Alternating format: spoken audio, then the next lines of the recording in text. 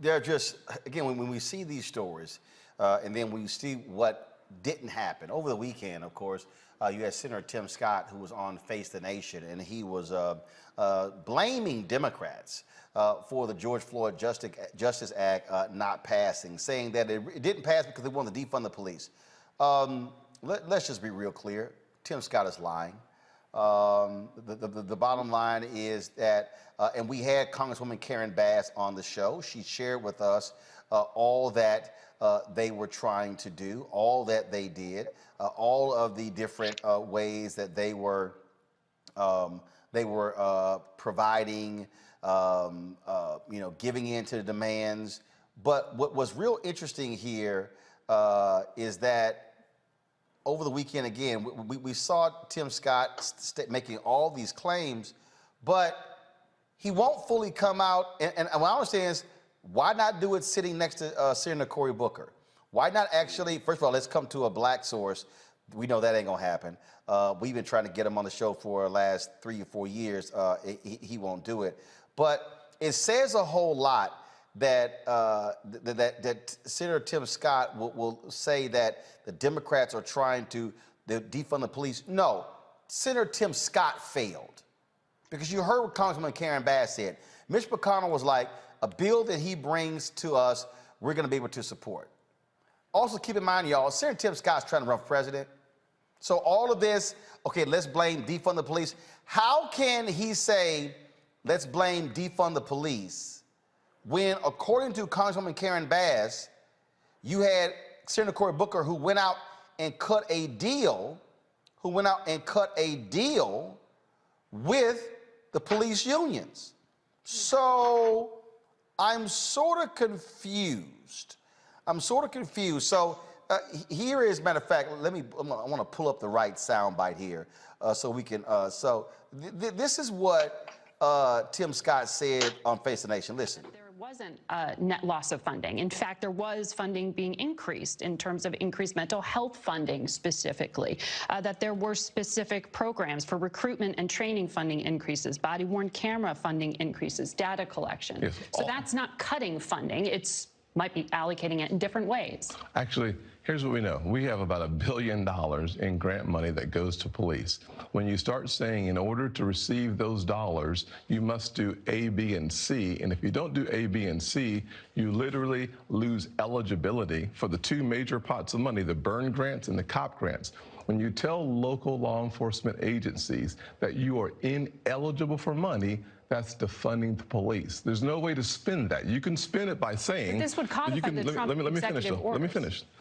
The Trump executive order, I actually agreed to. What I did not agree to was the cuts that come from non-compliance.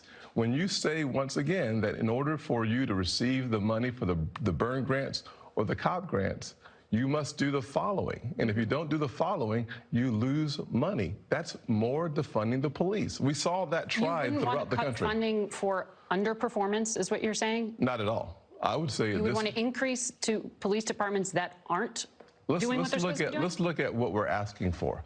What the Democrats asked for was a simple thing. They asked for more reporting on serious bodily injury to death. I said that's a great idea. When they wanted to nationalize local policing, I said that's a bad idea. When they say that every single traffic stop in this country must be reported to the federal government, whether it's a traffic ticket or stopping someone on the streets of New York or Charleston, every single time that you have any interaction, for the federal government to be in charge of all that information, I say let's do it, but let's do it voluntarily. Okay. Y'all, that's bullshit. What Senator Tim Scott has laid out is utter bullshit. Let's do it voluntarily. Would y'all like to know the history of voluntarily waiting on police to submit information? Lauren, wasn't there a particular bill that was passed by Congressman Bobby Scott that dealt with the police voluntarily submitting use of force data? What happened? They didn't do it. Right, they just didn't do it. They just ignored it. They did not do it. So explain to people how that voluntary bullshit worked on use of force. Yeah, Tim Scott is a piece of work. I don't understand why he can't just articulate that he's against the policy and just be done with it, you know. But anyway, to your question, Bobby Scott passed a bill that effectively just mandated that you report deaths in custody, in police custody. Because, of course, and this is what's so stupid about what Tim Scott just said, when you have that type of data from police departments, when they have a death in custody, you have the data, you have the demographic data, you have how that person died. Sometimes it could be legit, sometimes it may not be, but you have data that can be used for a lot of things, right? And Tim Scott knows that. And the idea that they were sitting down with this guy and could not agree on something that simple is ridiculous. I'm not sure why Cory Booker, who, by the way, is not known for his stellar ability to get anything passed when it comes to justice reform. I mean, he's good at getting into documentaries and he's good at talking about it, but when it comes to actually passing a piece of legislation, even when the Democrats have the majority, he's not been all that successful. But I'm not sure why he's not lighting up Tim Scott. I mean, his answer when reporters were asking him about this was, I love him and, ooh, he's all right. No, you need to tell us exactly what was going on. Well, let me be real clear. We've been trying to get him on the show. The cell phone number I used to have, now his staff monitors that. We sent an email and text message, have not heard back. But again, I need people. It's embarrassing. I need people to understand. I need people watching to understand the bullshit that came out of Senator Tim Scott's mouth. I'm gonna play this again, and I'm gonna stop it.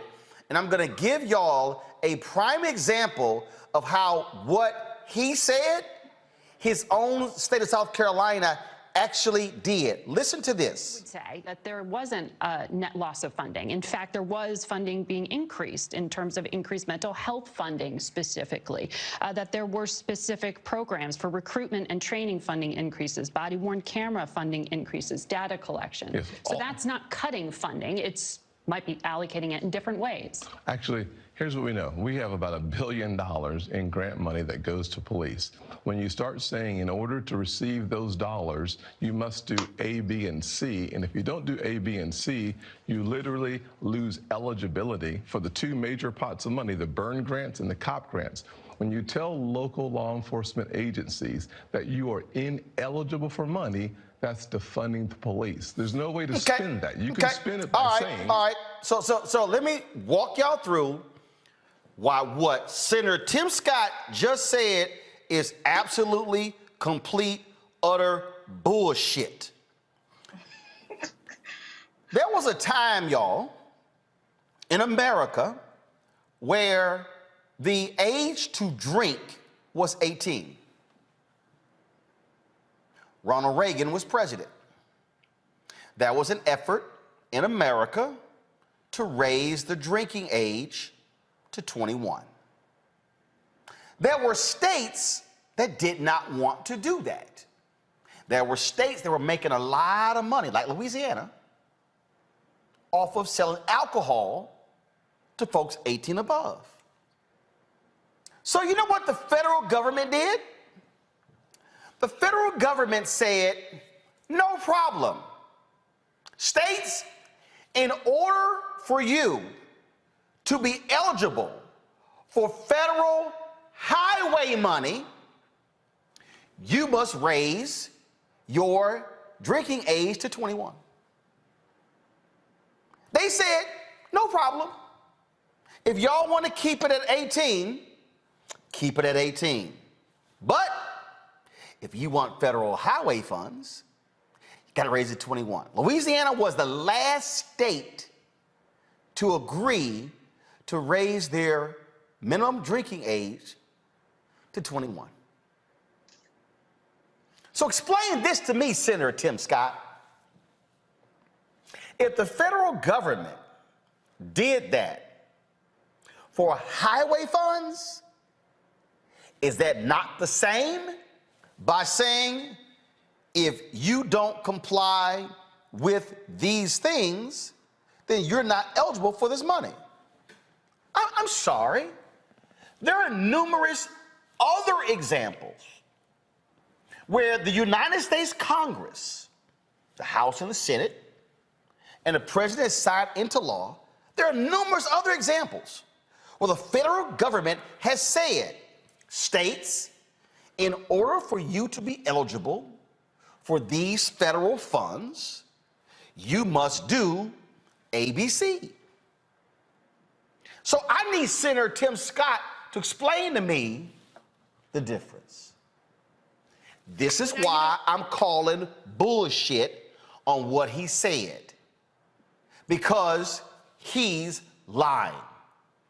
What he does not want to own up to is Senator Tim Scott wants to kiss the ass of the police. Senator Tim Scott didn't have the, and I don't want to hear all that crap, oh, how you've been racially profiled, but damn it, that's why they asking for the data. They're asking for the data, Tim, because they're tired of law enforcement lying. Why is the data important? And why is the racial designation of the data important? Because then all of a sudden, when they start showing, black people are getting stopped at a 78% higher rate for traffic violations than white people, but black people only comprise a certain percentage of the city. Just hold on. Art Acevedo.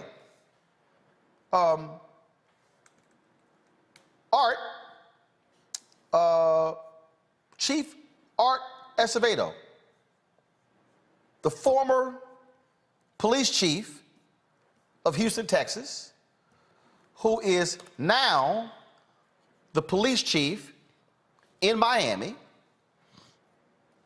I want to show y'all what he did recently. This is what Chief Acevedo did.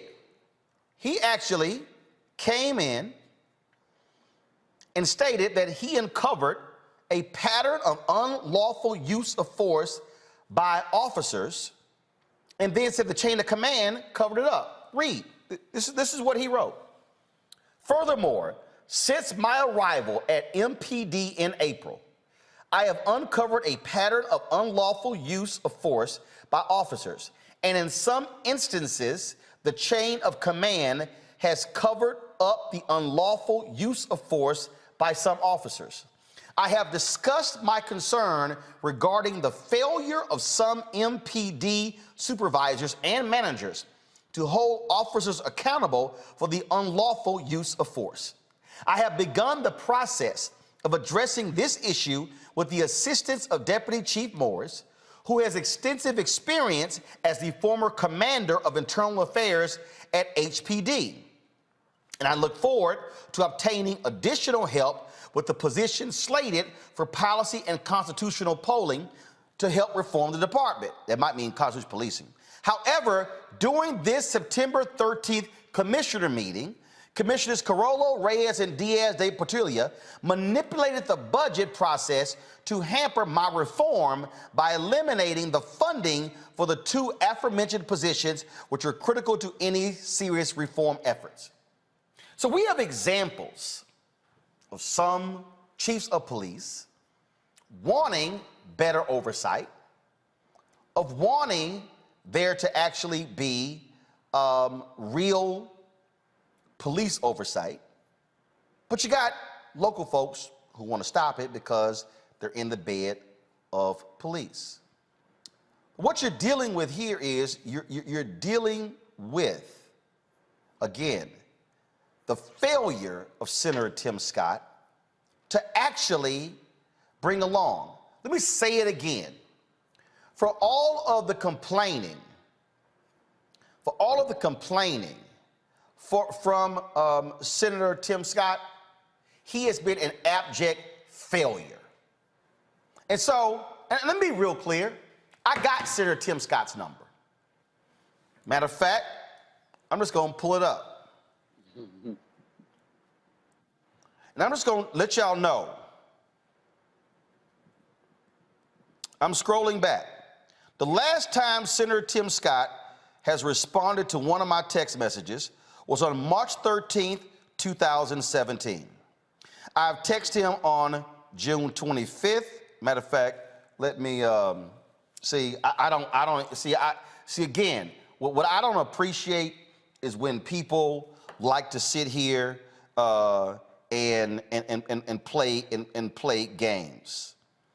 I don't like it when they play games, when they want to say things and they don't want to. Y'all stay right there. Let me go get my device because I'm about to pull this text message up because I'm not interested in just talking. I want to show y'all what I'm talking about. So I'm looking for my device that allows for me to plug it up right to my iPhone. Cause see, and I know for a fact he ain't changed his phone number because I double checked with some other folk to see if this is still his phone number. Now, just like when you had Alan West, who refused to do stuff. So March 13th, 2000, come on, go to my phone. March 13th, 2017, I sent Senator Tim Scott messages here with regards to Congressman Steve King. He responded, okay, laid it out. Then I laid it out, what we gonna do. So here's June 25th, 2017. Are you available to do Tom Joyner Morning Show to discuss the GOP's Senate healthcare bill? No response. December 19th, 2018, we should do a sit down on opportunity zones. No response. January 15th, 2019, are you available to do the Tom Joyner Morning Show in the morning? No response. Then he had a gathering of black senators on February 6, 2019. No response. March 17th, 2019. Available to do Tom Joyner Morning Show. No response. Then Wednesday, I sent him another deal. Can you come on to discuss this here? Let me send him again. I am live right now.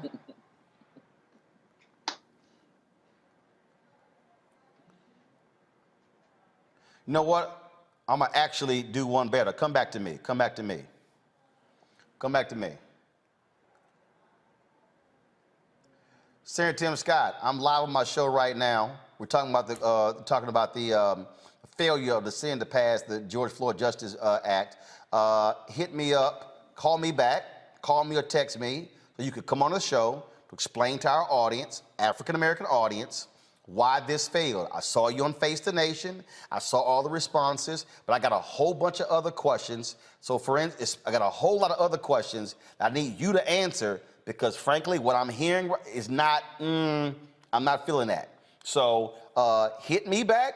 This is my number. You text me back, have your people, and if you want to sit down for the full hour, we can do it. In studio, not in studio. You want to sit down for the full 2 hours, we can do that as well.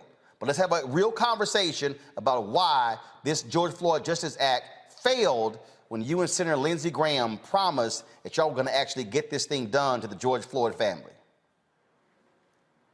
Send. See, It'll never happen. See, I told y'all I don't play these games.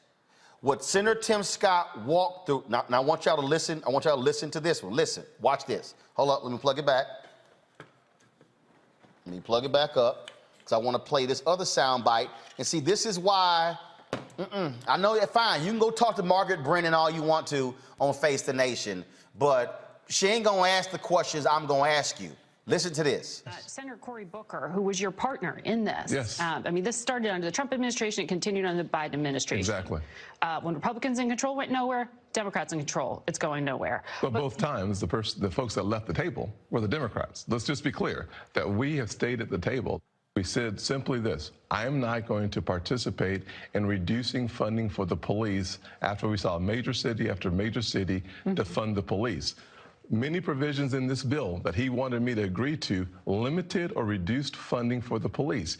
That's a lose-lose proposition. When you reduce funding for police, you actually lose lives in the communities. Our approach was a win-win approach. We want the best wearing the badge, and we want the vulnerable protected. So when you tie funding losses in this legislation, you should expect an allergic reaction from me. Okay, so again, why that's nonsensical is because you already heard Brennan break it down where the money was going to be shifted. That's not defunding the police. You cannot say, if I give you X amount of dollars and a portion is going to go here and here, you're still getting it. You're literally still getting the money. But what Senator Tim Scott is really saying is, no, we don't want the money to go to mental health. Even though police have said that they are bothered having to do these mental health calls because they're not equipped for it. But see, we don't want to deal with that. Yeah, some of the unions are for it. Yeah. And so some of the unions were for what they were talking about, and Scott stopped it. You know, the other thing that comes to mind, of course, is Walter Scott, who was shot in the back, what was it, 5 or 6 times a few years ago, and Lindsey Graham and Senator Tim Scott got all emotional about it, and we've got to do something about police brutality, and then nothing happened. I actually think the real question here, too, is why are they talking to Tim Scott? You're in control of Congress and the White House. Why are you talking to people and negotiating? Easy, because hold on. While we were on the air, to your point, Senate Republicans blocked the increase in the debt limit, and the same thing, because they're like, it's on y'all. You pass what you can pass with the majority, and what you can't pass, you can't pass. No, but here's my whole point. What you need 60 votes for, you need 60 votes for. Hold up. Do you need 60 votes? Wait a minute. Do you need 60 votes for the George Floyd Justice Act, or is the real problem you got Manchin and Sinema, who they refuse to put real pressure on to submit to breaking the filibuster?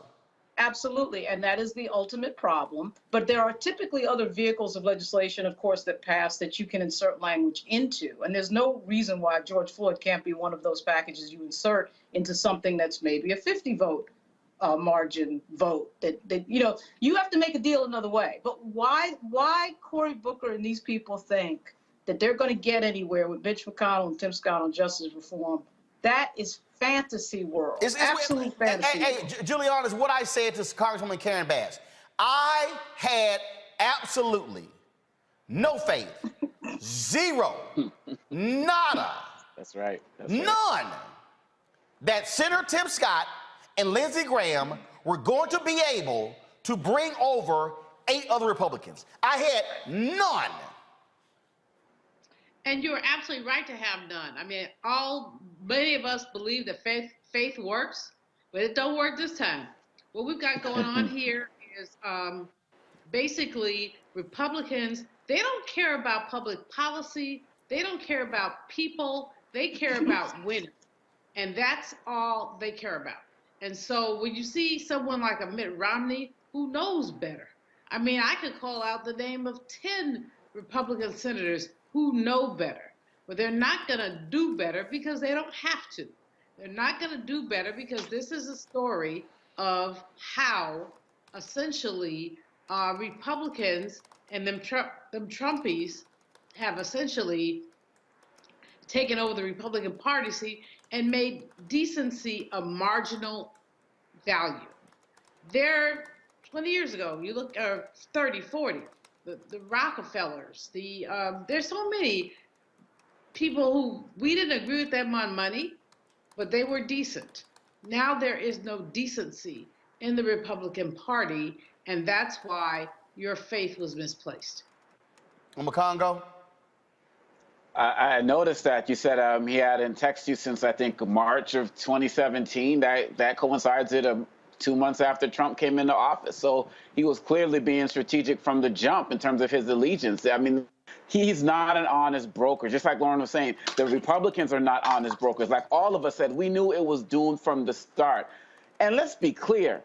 Money is not given to anybody without any types of stipulations. I mean, Dean Malveaux knows this. You get college scholarship there, you get a bad grade, you lose the money. So for he's sitting there talking to Brennan, and Brennan is saying twice, you are fine with underperforming departments still getting money? And he says yes. And then on top of that, in the next clip, he says he wants the best officers. They want these guys to continue to operate with impunity. And when he talks about this defunding the police, the Republicans did everything they can to block everything that Biden has done that would actually give more money to the police and give more money to the communities that they serve so that they wouldn't have to be called and come out and have to, like you said, be the social worker, be the mental health worker, and they block that. So just because in this society we are not able to think critically, we got these trigger words, and whenever we hear something like defund the police or woke or critical race theory or whatever, we immediately go into our silos. He's using that, and he's going to use that all the way into a presidential campaign. I'm glad you are exposing this, and we, again, we got to get rid of this filibuster, and we got to make this happen. You just talked about what the Republicans did. They are masters at minority rule. And they are doing the Democrats right now. It's ridiculous. Look, this is a tweet right here. Listen to this. This guy, Will Selden. 3 times in this interview, Senator Tim Scott defines conditional grants to police departments, offering to give them money if they comply with rules such as banning chokeholds as defunding the police. The phrase defunding the police has lost all meaning.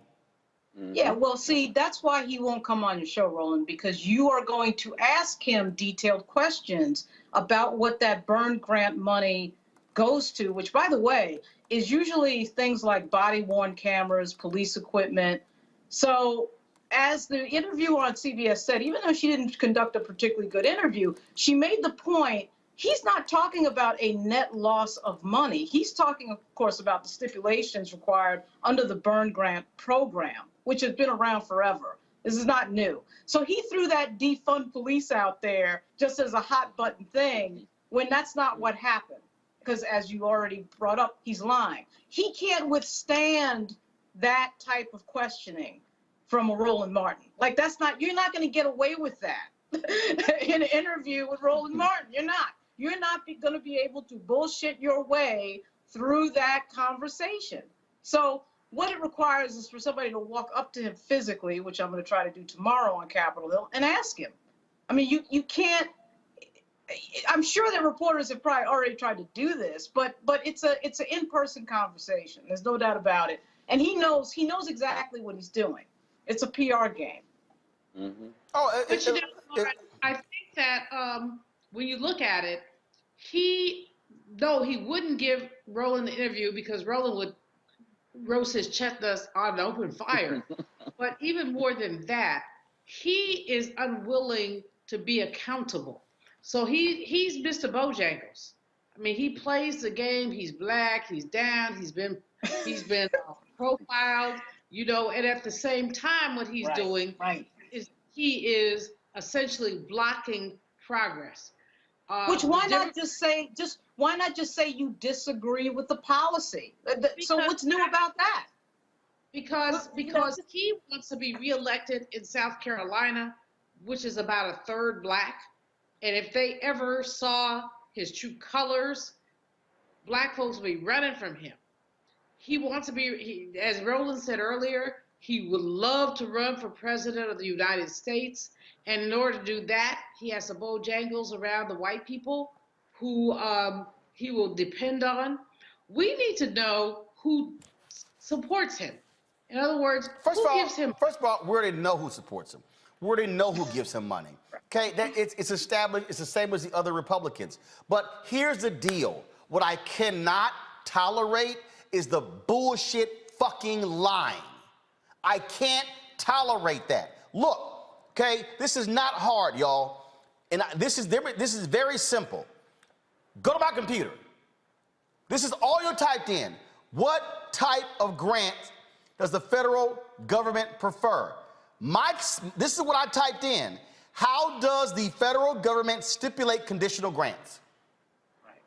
Listen to what I just told y'all. All I typed in was how does the federal government stipulate conditional grants, which is what Senator Tim Scott was whining about in that clip on Face the Nation.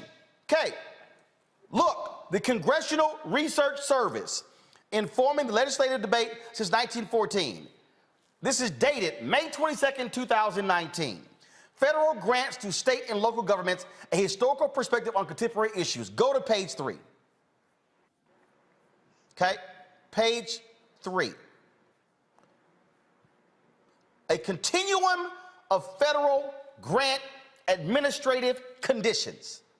Of these 6 grant types, project categorical grants typically impose the most restraint on recipients. Federal administrators have a high degree of control over who receives project categorical grants. Recipients must apply to the appropriate federal agency for funding and compete against other potential recipients who also meet the program's specified eligibility criteria. Recipients have relatively little discretion concerning aided activities. Funds must be used for narrowly specified purposes, and there is a relatively high degree of federal administrative conditions attached to the grant, typically involving the imposition of, listen to me, y'all, typically involving the imposition of federal standards for planning, project selection, fiscal management, administrative organization, and performance. So what I am walking y'all through, is that right now, Senator Tim Scott has more than likely, and when I say more than likely, probably a 100%. It's likely 100% that Senator Tim Scott has actually voted for these very type of grants that he is now complaining about. That's right. Trump was president in 2019. He didn't say anything then. And you heard her say in one of the clips, what they were talking about was in the Trump executive order. Right. And he cut her off. Right. He cut her off. He cut off. Yeah. And I supported that. See, this is the part of the problem that I have with shows like Face the Nation, because they talk to him about a whole bunch of stuff. No, that's when you say, no, we throwing the rest of that out. We gonna stay on this topic. In fact, this is when you say, you know what? Bump that other guest. I need to keep this going for 10 more minutes. But see, that's not what they want to do. They don't want to sit here and actually do that because then, oh, he won't come back. Right. Predatory. He's not going to come back. Right. And who cares, by the way? Predatory capitalism. It's the way that these shows operate. They operate to basically maximize their profits and minimize the voices of the people. I think that Sister Girl was doing a great job up to a point, but but then she drops it. She just blocking drops it. And see, just so everybody knows, again, after he went on Face the Nation, here is Tim Scott talking to Trey Gowdy, former congressman from South Carolina, who now works at Fox News. Listen. His buddy. Yeah, these guys are, let me see if I can reset this here. They're good friends. Oh, yeah. Okay, just so y'all know, again, how the cute little game is played. Here we go. Joining us, Senator, the Democrats left the negotiating table twice. Why? Yeah. Dre, it looks like they have just, they're managing so many crises. I think they're looking for a way to give Biden a win. Think about Afghanistan crisis, the border crisis, crisis in the Middle East, a crisis of spending, crisis in taxing. So they're putting politics over people and focusing on a partisan victory. They're actually going to look for the perfect and make it the enemy of the good. I simply cannot understand my friends on the other side who must have forgotten what it feels like to live in marginalized communities, wanting police to be there to protect you, thinking about those single moms who come home late at night. They want protection. And 81% of African Americans, Trey, said they want the same level or more police.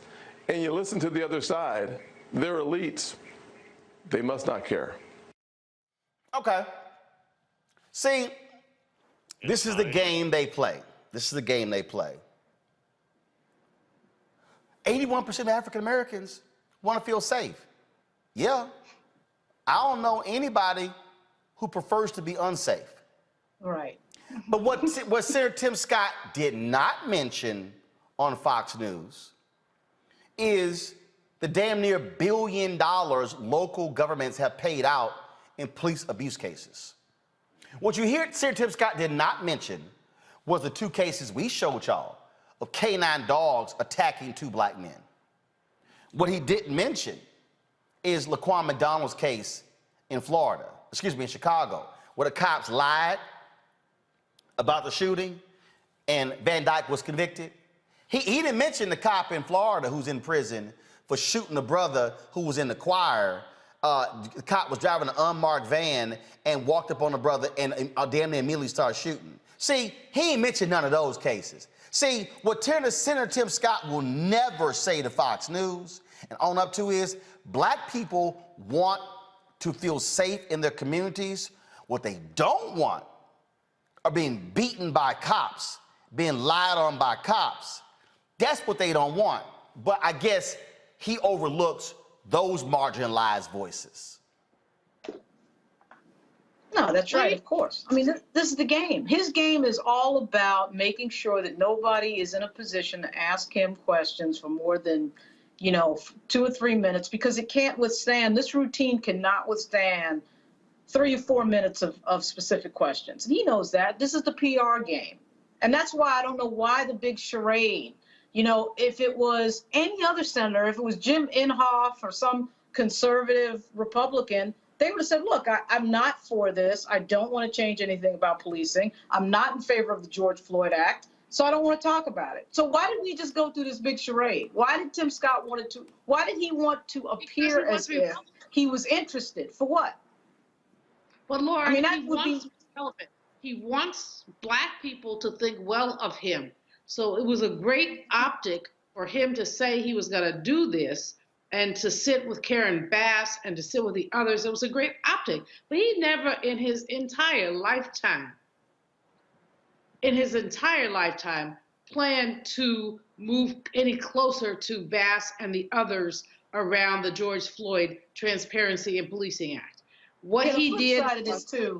The flip side is, Congresswoman Bass and Senator Booker should have called a press conference and lit his ass up right after this happened, that we found out that the talks had broken off.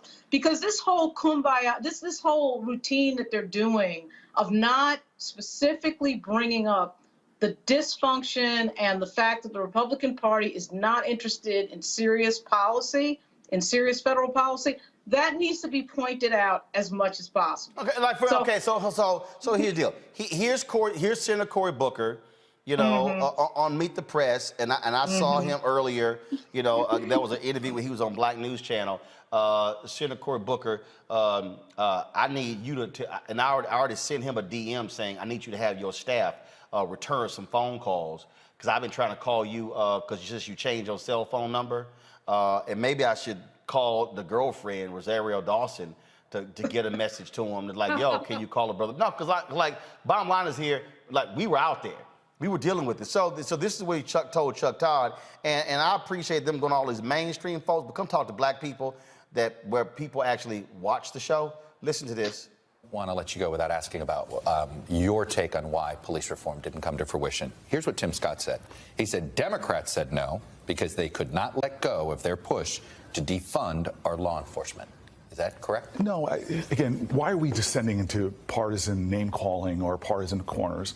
These are two guys that sat down, that worked very hard over 9 months, got the FOP to endorse a compromise bill. Stop right there. See, all right. Scott's wearing your ass out, controlling the narrative. See, let me go. See, let me walk the audience through, because Lauren mentioned it. I need y'all to understand what's really going on here. Senator Tim Scott, whole deal is, how can we control the narrative? Right. Boom, he throws it out. Defund. We defund it out. Senator Cory Booker, why do we have to sit here and use names? Bruh! Recognize what they're doing. Let me go back. I never imagined we would get FOP leadership to come on board. The International Association of Chiefs of Police, who said, yes, our profession's in trouble. Right. The families were with what we were proposing. It didn't work. Why do you think Senator Scott's using this language, though? Because you've been very diplomatic. He's not being as diplomatic. Why? You know, I love him. I send him grace all the time. He is a friend of mine. The reality is I've gotten big things done in this town, in this space, with Lindsey Graham and Chuck Grassley and Donald Trump. We got big things done to cut. Do you think McConnell didn't want him to cut this deal? Do you think there were others above him that was basically like, do the best you can, but? I promised the families we're going to get something done. I'm still at work. I'm not throwing accusations at either side. I do think this town has got to learn, all of us, that to try to play the singularly blame game. Right. I accept responsibility. We didn't get it done. I haven't stopped working. We need to lift the frequency of this town, especially on issues like this, that all of America knows. Biggest demonstrations in this country's history for change. They want change from the federal level. It's quite notable, though, that you're not going politics here. Senator Scott is. Just saying. Again, I've learned a lot over the last 8 years, and that's not the way to get things done in the long run. And the families deserve. We're going to still see videotapes of unarmed African Americans being killed. We've had tragedies in this country we've all witnessed.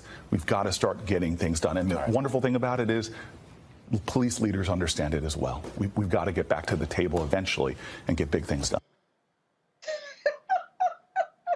Wow. Let me tell y'all. Let me tell y'all something. Let me tell y'all something. You ain't my friend if on the other side of the room you telling everybody he ain't shit. But then when you come with me, hey buddy, no. Senator Tim Scott dragged Senator Cory Booker's ass. And this, if y'all want a case study on how Democrats keep getting their asses handed to them, I just showed you. Exactly. This is why. You're absolutely right. What would tell you that he's wrong is Mitch McConnell. Mitch McConnell doesn't come to the table and talk about anything when he's in the majority. He does his thing. And until the Democratic Party understands that and realizes that you have to roll these people They're not negotiating with you. They're playing PR games on Fox News. And they never figure, I don't know what it is about the Democratic Party. They never figure this out. And they learn this lesson of getting their ass kicked over and over and over again. The only one that really seems to understand what the heck is going on really is Pelosi. I mean, she just does her thing. She didn't care about what they're thinking and what they're saying. See, Omakongo, look, here's the deal. I don't know, Omakongo. I'm hopeful that ABC News will call me back to do This Week after I destroyed Chris Christie. It's a good show. It was the first time I was on in 20 months. It may be another 20 months. But here's my whole deal. I'm not going to sit here. There's a reason Fox News don't call me. Yep. There's a reason Bill Maher called me one time, October 2014, and he ain't going to pick that phone up again. Because, see, and I remember when I was at CNN, I remember one of the executives called my agent and was like, well, when we have these debates, but he takes them so, it's just a debate. I'm like, no. I'm here to put your ass in a rhetorical body bag. I'm here to bury your ass. I am not here to be cute, so we can play patty cake. No, Yeah. no, Ro ain't here for patty cake. Because the issue here, this is about the lives of people. Right, life and death. And you gotta understand the other side, they ain't playing by no rules. They ain't playing nice. Scott just said you walk away from the table twice. And your response is, well, I don't know why they're using those phrases. I don't like calling names. He's my friend. I'm going to extend him grace. I ain't extending. Let me tell you something. I'm just going before I go to, let me go biblical here, Senator Cory Booker. When you say, I'm going to extend him grace, the great German theologian Dietrich Bonhoeffer coined a phrase called cheap grace.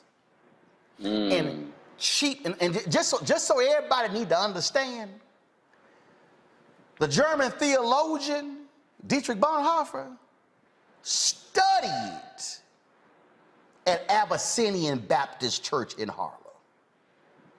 Bonhoeffer traveled to the United States and saw faith in action, saw social justice and the church combined. Bonhoeffer took what he discovered and studied at Abyssinian Baptist Church and took it back to Germany, began to apply liberation theology in Germany, which is why he was part of the resistance against Hitler, even reached the point of participating in a plot to assassinate Hitler, and determined that killing an evil man like Hitler was justified in the eyes of God because of the evil that he personified, but I digress. He came up with the notion of cheap grace because cheap grace, as Bonhoeffer defined it, Omakongo, was when somebody commits sin and they go, God forgive me, I'm gonna be a hoe again tomorrow, but forgive me tonight. And then when they hoe tomorrow night, then they come, God forgive me. He said, no. He said, we want to keep extending cheap grace. He said, people want, he called that cheap, Senator Cory Booker, that's cheap grace. Because the man has rejected your grace. Said you walked away from the table. Said you want to defund the police. He don't care. He ain't calling you friend. He is treating you like a foe. And when somebody shows you that they are a foe, you do not hug and kiss and be nice. No, you got to treat them like KG did when he played against somebody. He said, we ain't friends, because when the game starts, we on opposite sides, and I'm trying to win, and I'm going to do whatever necessary to take you out. That's how Republicans play the game in this city. Period, bottom line. Period, bottom line. And not only did Senator Tim Scott say everything that you just mentioned, then he went further to call them all elitists, to talk about they forgot what it's like to live amongst the people. And Senator Booker is always talking about, I still live in the city. I still live amongst the people, so on and so. So he took that as well. And these guys, one of the things that we didn't mention is why Senator Scott is doing this and why McConnell and all of them doing that. They're running the clock as well. They are working to get as close to the midterms as possible, so they're going to delay all of this. And as Lauren said, the Democrats keep falling for this. For some reason, I don't know why this time I thought it was going to be different. Maybe, you know, coming off of Trump and everything that he did, that they were going to be like, we're not falling for the BS anymore. But they're going for it again. You're sitting here talking about, that's my friend, I love him, and so on. So what? I love getting home safe at night.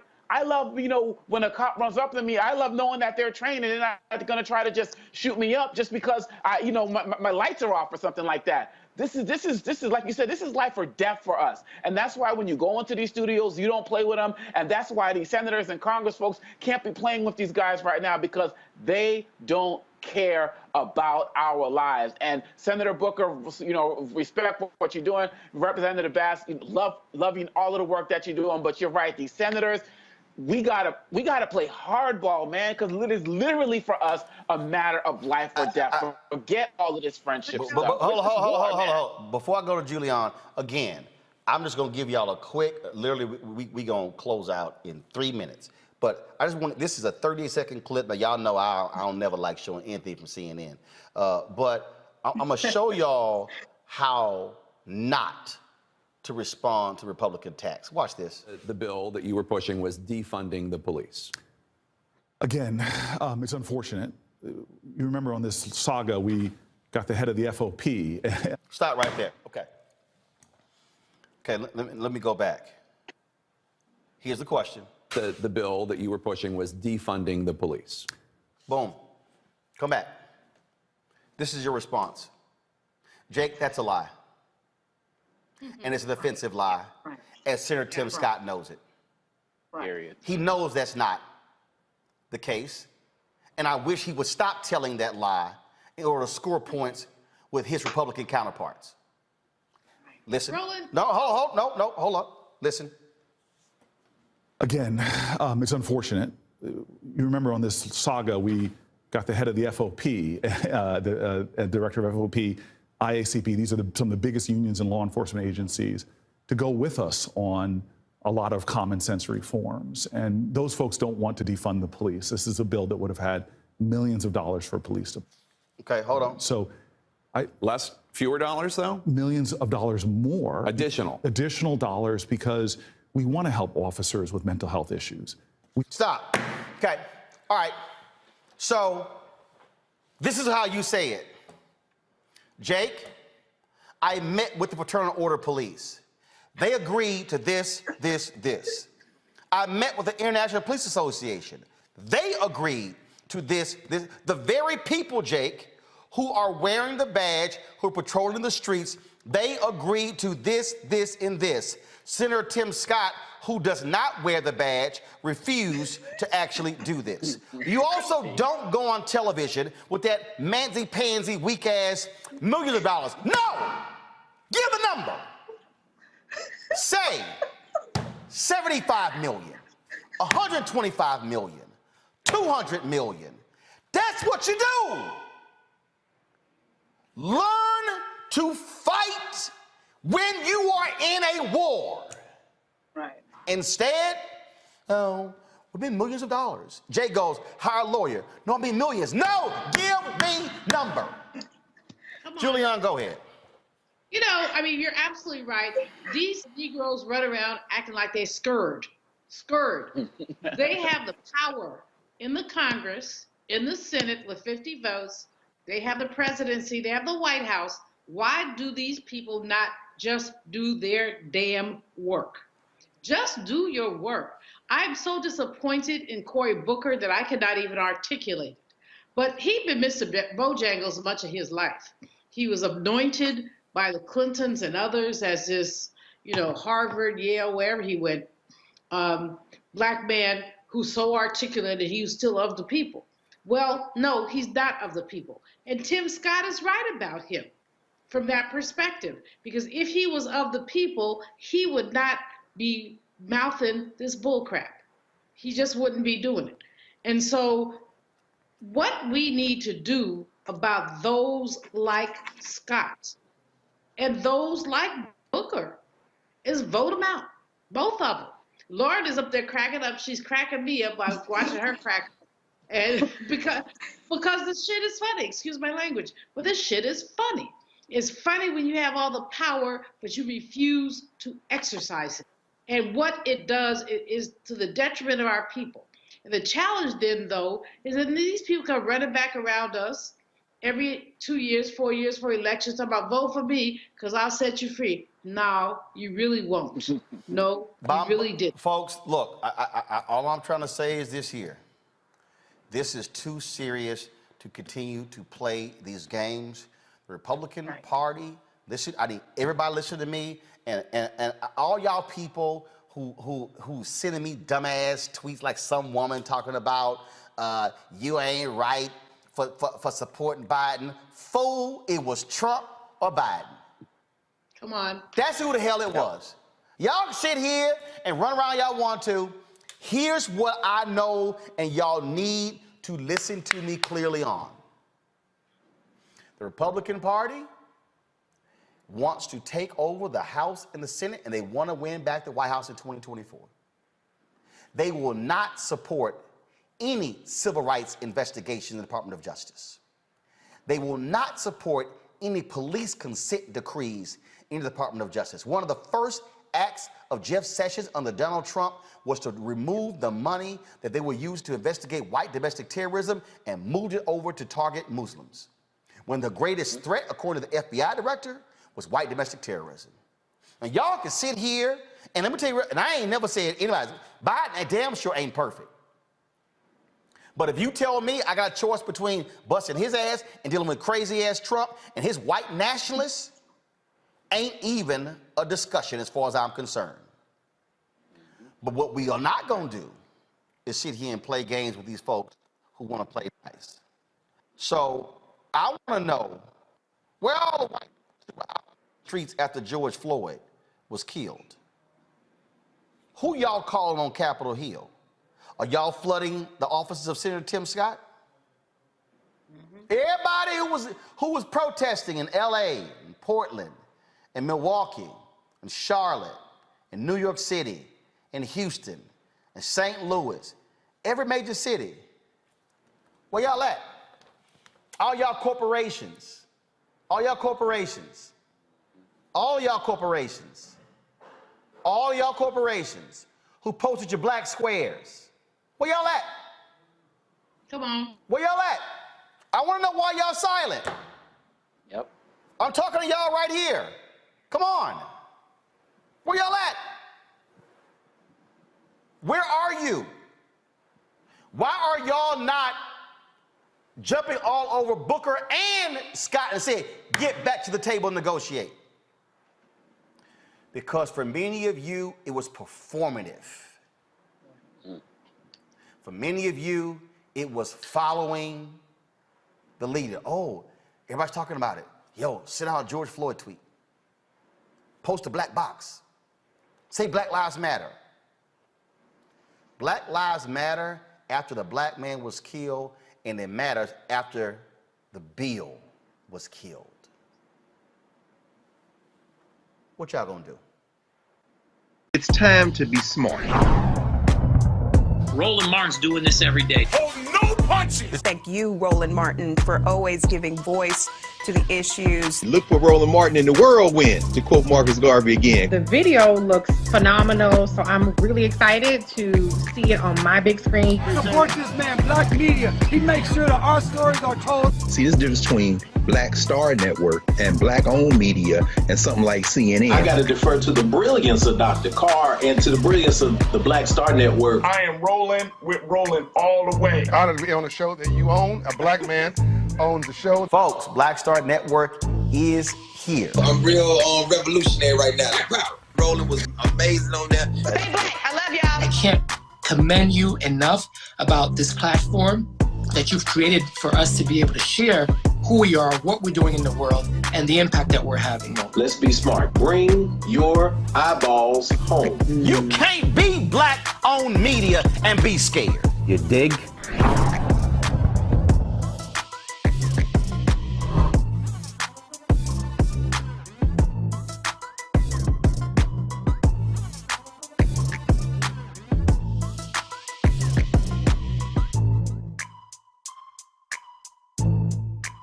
Fam, the George Floyd Justice Act is dead because Senator Tim Scott, Senator Cory Booker, as well as Congresswoman Karen Bass, they couldn't come to an agreement. Scott spent lots of time on the Sunday shows, Fox News, Face the Nation, blasting Democrats, saying it's their fault. They walked away. So here's what he said on Face the Nation, talking to Margaret Brennan. He was talking about who caused the problem. Who caused the problem? And it was interesting because we played this 2-minute clip yesterday. And the reason I thought it was very interesting as he was talking to them, because he was real clear. It was they were sitting here and they were trying to defund the police, and they were just wrong, and how dare they, and it was their fault. And then it was Senator Cory Booker. They walked away from the table twice. I mean, he was saying all of those things. Really? Is that what really happened? So here's what we played yesterday. I want you to watch this, but I want you to listen. Okay? Listen to this. Cory Booker, who was your partner in this. Yes. I mean, this started under the Trump administration, it continued under the Biden administration. Exactly. When Republicans in control, went nowhere. Democrats in control, it's going nowhere. But both times, the folks that left the table were the Democrats. Let's just be clear that we have stayed at the table. The Justice Act provided clear direction to improve the quality of the experience for the communities at risk and the law enforcement officers who patrol those areas. So if you're still at the table, was the issue that you just couldn't deliver Republican votes? Absolutely for not. What Senator Absolutely. Booker proposed to you with what he has described as this compromise? Once again, the fact is that last time around we gave them 20 amendments to change the bill in any way they wanted to. This time we said simply this: I am not going to participate in reducing funding for the police after we saw major city after major city defund the police. Many provisions in this bill that he wanted me to agree to limited or reduced funding for the police. That's a lose. That's a lose-lose proposition. When you reduce funding for police, you actually lose lives in the communities. Our approach was a win-win approach. We want the best wearing the badge, and we want the vulnerable protected. So when you tie funding losses in this legislation, you should expect an allergic reaction from me. But they would say, and Senator Booker's team has said publicly in interviews he's done, that there wasn't a net loss of funding. In fact, there was funding being increased in terms of increased mental health funding specifically, that there were specific programs for recruitment and training funding increases, body-worn camera funding increases, data collection. Yes. So that's not cutting funding. It's might be allocating it in different ways. Actually, here's what we know. We have about $1 billion in grant money that goes to police. When you start saying in order to receive those dollars, you must do A, B, and C, and if you don't do A, B, and C, you literally lose eligibility for the two major pots of money, the burn grants and the COP grants. When you tell local law enforcement agencies that you are ineligible for money, that's defunding the police. There's no way to spend that. You can spend it by saying— But this would codify the Trump executive orders. Let me finish. The Trump executive order I actually agreed to. What I did not agree to was the cuts that come from non-compliance. Okay. So he said, I did not agree to the cuts of non-compliance.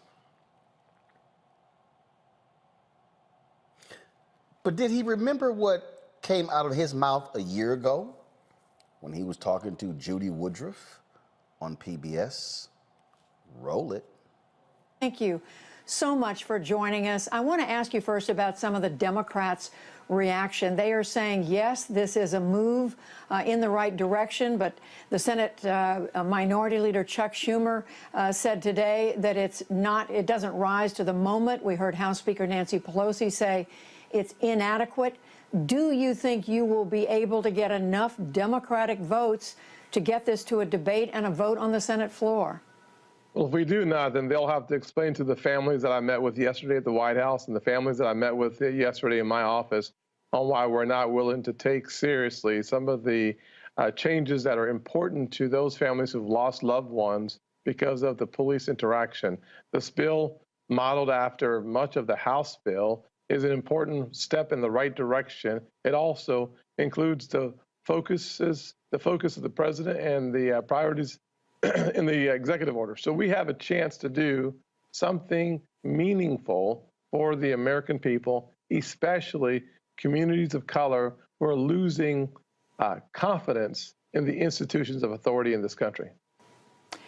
Well, Senator, as you know, Democrats are calling for an outright ban on certain measures like a chokehold or the so-called no-knock warrant. Yes. In your proposal, you are saying these things should be tied to federal funding, that if departments go ahead with them, they risk losing funding. And yet you also said today that this is something that should be debated. The chokehold should be debated for the American people to hear. So it sounds like you're open to a complete ban on a chokehold. Is that right?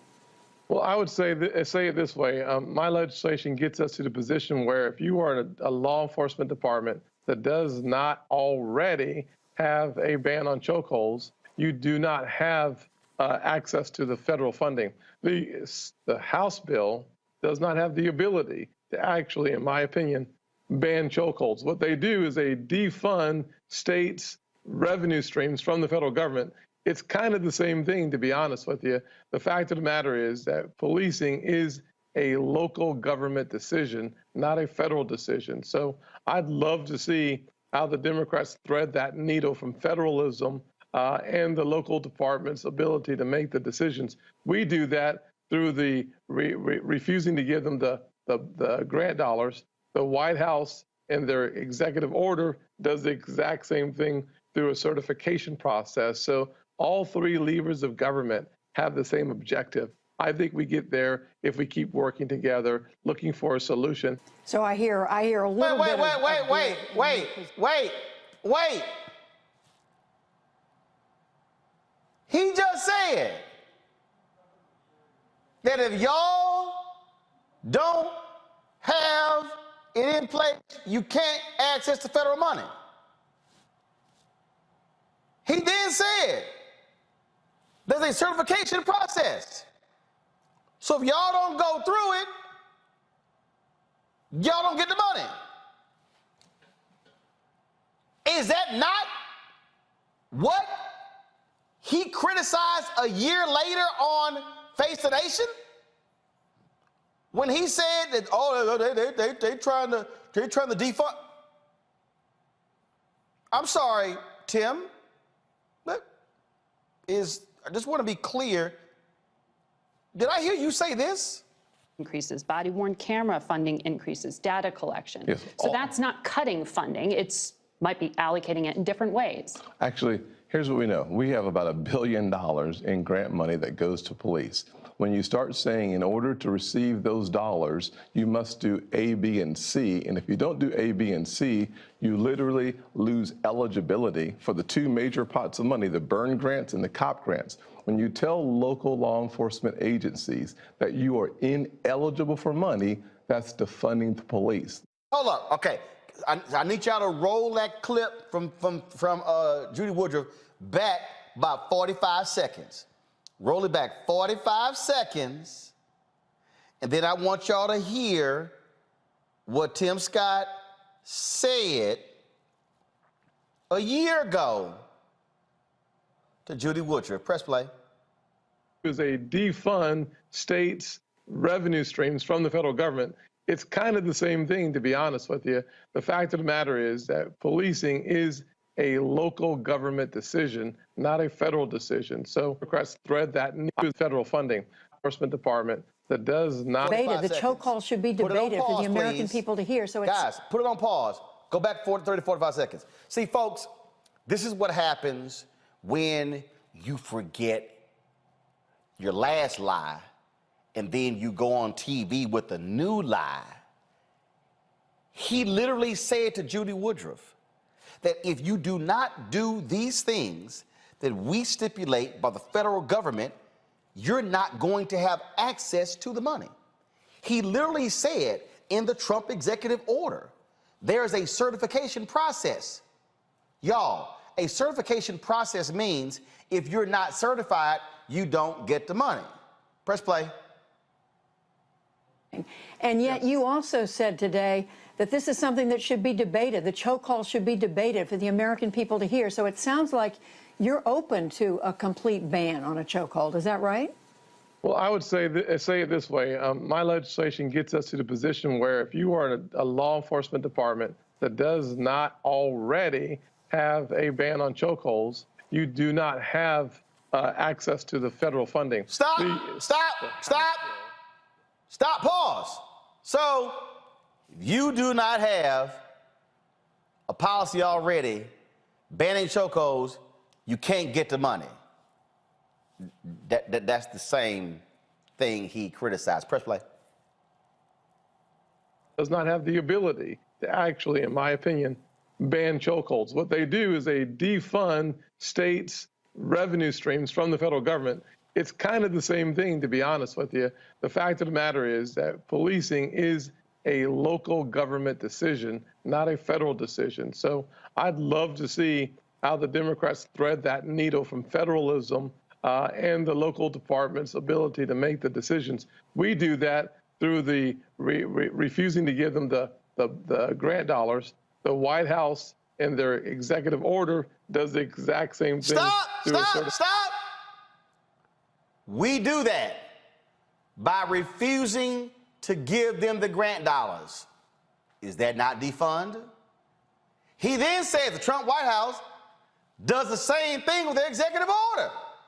The executive order he helped write, that he supported. Press play.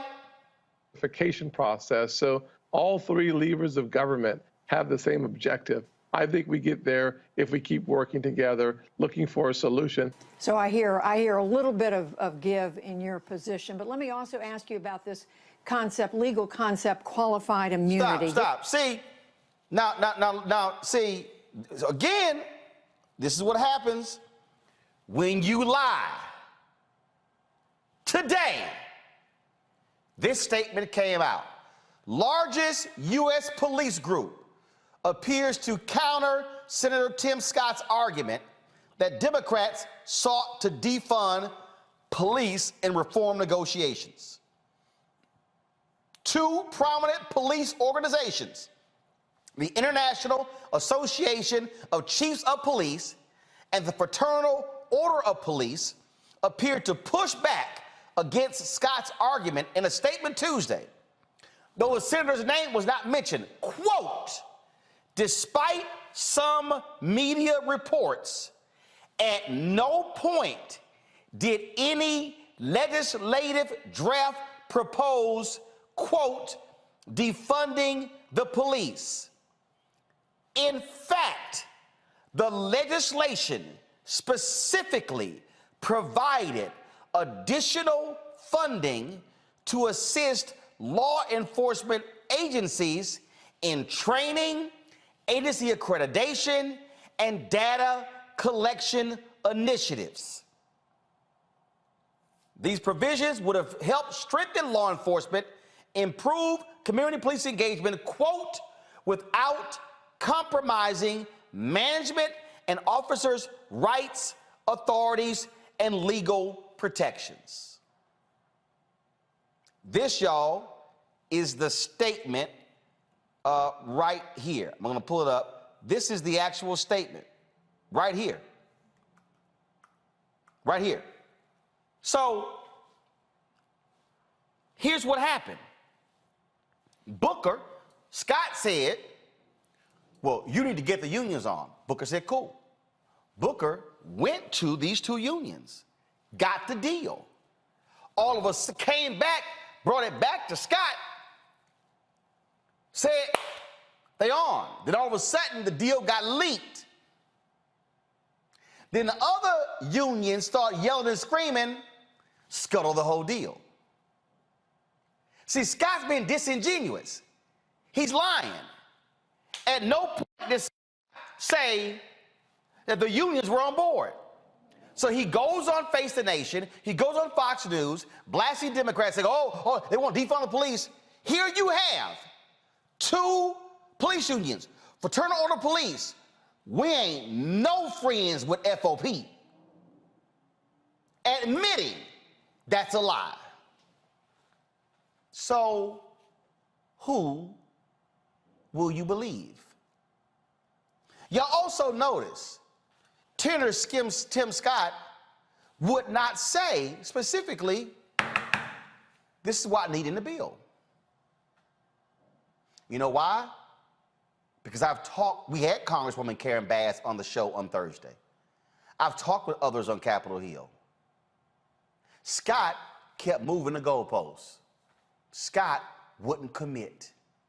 Well, no, I'm gonna need that. Well, no, I'm gonna need that. Well, no, I'm gonna need that. Scott would not even, listen to the Face the Nation, he would not even commit to what was in the Trump executive order. And y'all, he helped support it. This is why he cannot be trusted on this issue. Senator Tim Scott is lying. Either the Democrats wanted to defund the police or the unions are lying. Senator Tim Scott, which one is it? Are you lying or are the unions lying? I'm reading their statement. He won't answer their statement. Because, see, y'all got to understand, the moment the lie is told, remember, the lie moves around the world faster than truth. So he goes on the shows on Sunday. News Cycle Sunday, News Cycle Monday. They dropped their new statement today. Old news now. The lie was effective. The lie was cemented. He did the interview on Saturday. They released a portion of it on Saturday to gin up attention to watch it on Sunday. That's what he did. So y'all also notice, Senator Tim Scott, why don't you sit down with Senator Cory Booker and do a dual interview? And let's go over what you supported and what you didn't support. Let's go over what deals were brought back to you and deals that you rejected. See, that's what really happened here. He's not going to come on this show because he's going to have to answer these questions. He's going to have to answer, not so dancing around these little cute little phrases. He's going to have to answer, no. What specifically did you ask for that the Democrats said no? There were 5 major issues in this bill. 3 of them, the top 3, chokeholds, no-knock warrants, databases. Senator Scott, didn't you support databases in your bill last year? So, no databases this time? Teresa, Abisha, Mustafa, see, this is what happens when you start unpacking stuff, when you start busting folk who lie. When you start saying, but you said this, nice, there is no, it is a 180-degree difference of what Tim Scott said last year to Judy Woodruff on PBS to what he said to Margaret Brennan on Face the Nation on Sunday.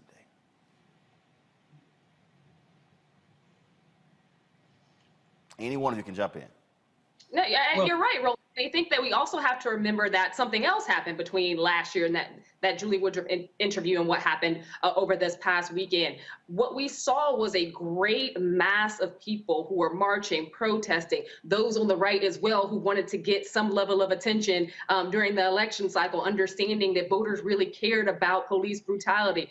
I would argue that, and we've seen this in the numbers, that that level of people in the streets, but also that level of this being a top line issue for not just the Black community, but adjacent communities that also saw it as important, has significantly gone down. And what Tim Scott did was take advantage of the increase in gun violence, and he's utilized that to be basically his standard bearer in terms of arguing that we need more police. The whole defund the police argument we know is a farce. Nobody within the construct of this legislation was trying to defund the police. That is not what that was about. What we also know is that tying specific elements of funding to a specific platform is nothing new, nor is removing said funding if an organization or if a state group or city-based group goes outside of that. We've seen it with community block grants, CDBG grants. We've seen it with grants to healthcare organizations. We've seen it with grants to education organizations. We've seen it with federal funding to basically anything that goes to the states or the city. So none of this is new. What Tim Scott did was make a disingenuous pact in the beginning because he wanted to have that leveraging point in media, and then came back to the mean because the rest of the Republican Party told him to, and because Tim Scott sees himself as somebody who's going to be running at the top of the ticket in 2024. He does not want to have anything on the mantle that looks like it is progressive. He doesn't want to have anything on the mantle that would push against what the commentary is running on Fox, on OAN, on a lot of these other conservative networks. He was going to always come back, and he needed the political cover. He needed the cover that came from this push to put more officers on the street, largely brought on by the rise in gun violence, which arguably we know how to reduce that as well, and Democrats have plans for that, and Republicans consistently push against them. But this has been a long time coming for Tim Scott. I don't think he was ever genuine about it to begin with. He was just taking advantage of a moment in which this was a platform issue, and the minute that moment started to wane, he decided to push go on something that the Republicans wanted to do all along, pull the rug out from under everyone when it came to true legitimate police reforms. See, here's the thing here, Mustafa. Tim Scott has never said, this is what I needed in the bill to move forward. Mm-hmm. If you actually go back and listen to all the interviews he's given, he has never definitively said, this is what I needed. No, it was always an excuse. It was always another excuse. And so Democrats were conceding. They would go back, and it was like one thing after another. And it was sort of like, okay, what is it? Like, dude, what do you want? I am told he was specifically asked, okay, Tim, what is it that you want for us to move forward? And he could not articulate that. He was not actually trying to move forward because he know, and you know why? I think that he knows he couldn't go get another 8 votes. See, here's the other people don't understand. Senator Lindsey Graham met with the George Floyd family on the anniversary of the George Floyd's death. When I interviewed the family, I had the only interview with the family on that day when they came and met us down here at Black Lives Matter Plaza. They had a meeting, and Senator Lindsey Graham said in the meeting that I'm going to help Tim move this across the finish line. We think we can get 20 to 25 votes. Tim Scott, you couldn't even get 8 other votes. And so what does he do? Mustafa blames a Democrat because he failed.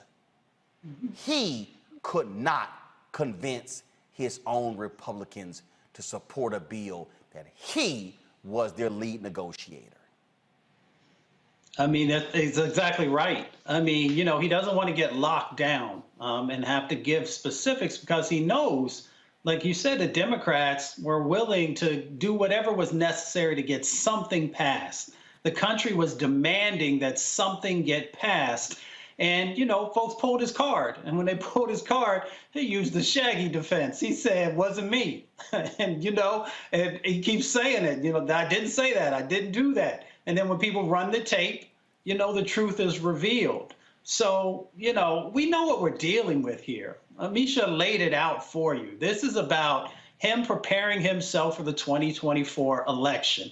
They are going to have either a woman or they are going to have a person of color. And considering when you look at the Republican Party, it gets really thin for the vice presidential slot. So he's not going to step out there. And here's the thing that makes it even worse. If what he shares with us is true about his engagements with law enforcement, he should want to do everything that he can to protect the lives of those who don't have the privilege that he has. You know, if somebody is going to pull you over and you got those license plates on the back of your car that sort of let people know who you are, we all know what's going on a daily basis for everybody else. And then when the unions don't even back up your lie, then you know you got yourself a problem. So now he's going to have to figure out how he's going to clean this up. Because if he doesn't, this will also be a drag on him as he tries to run for future leadership positions, you know, inside of their party, even though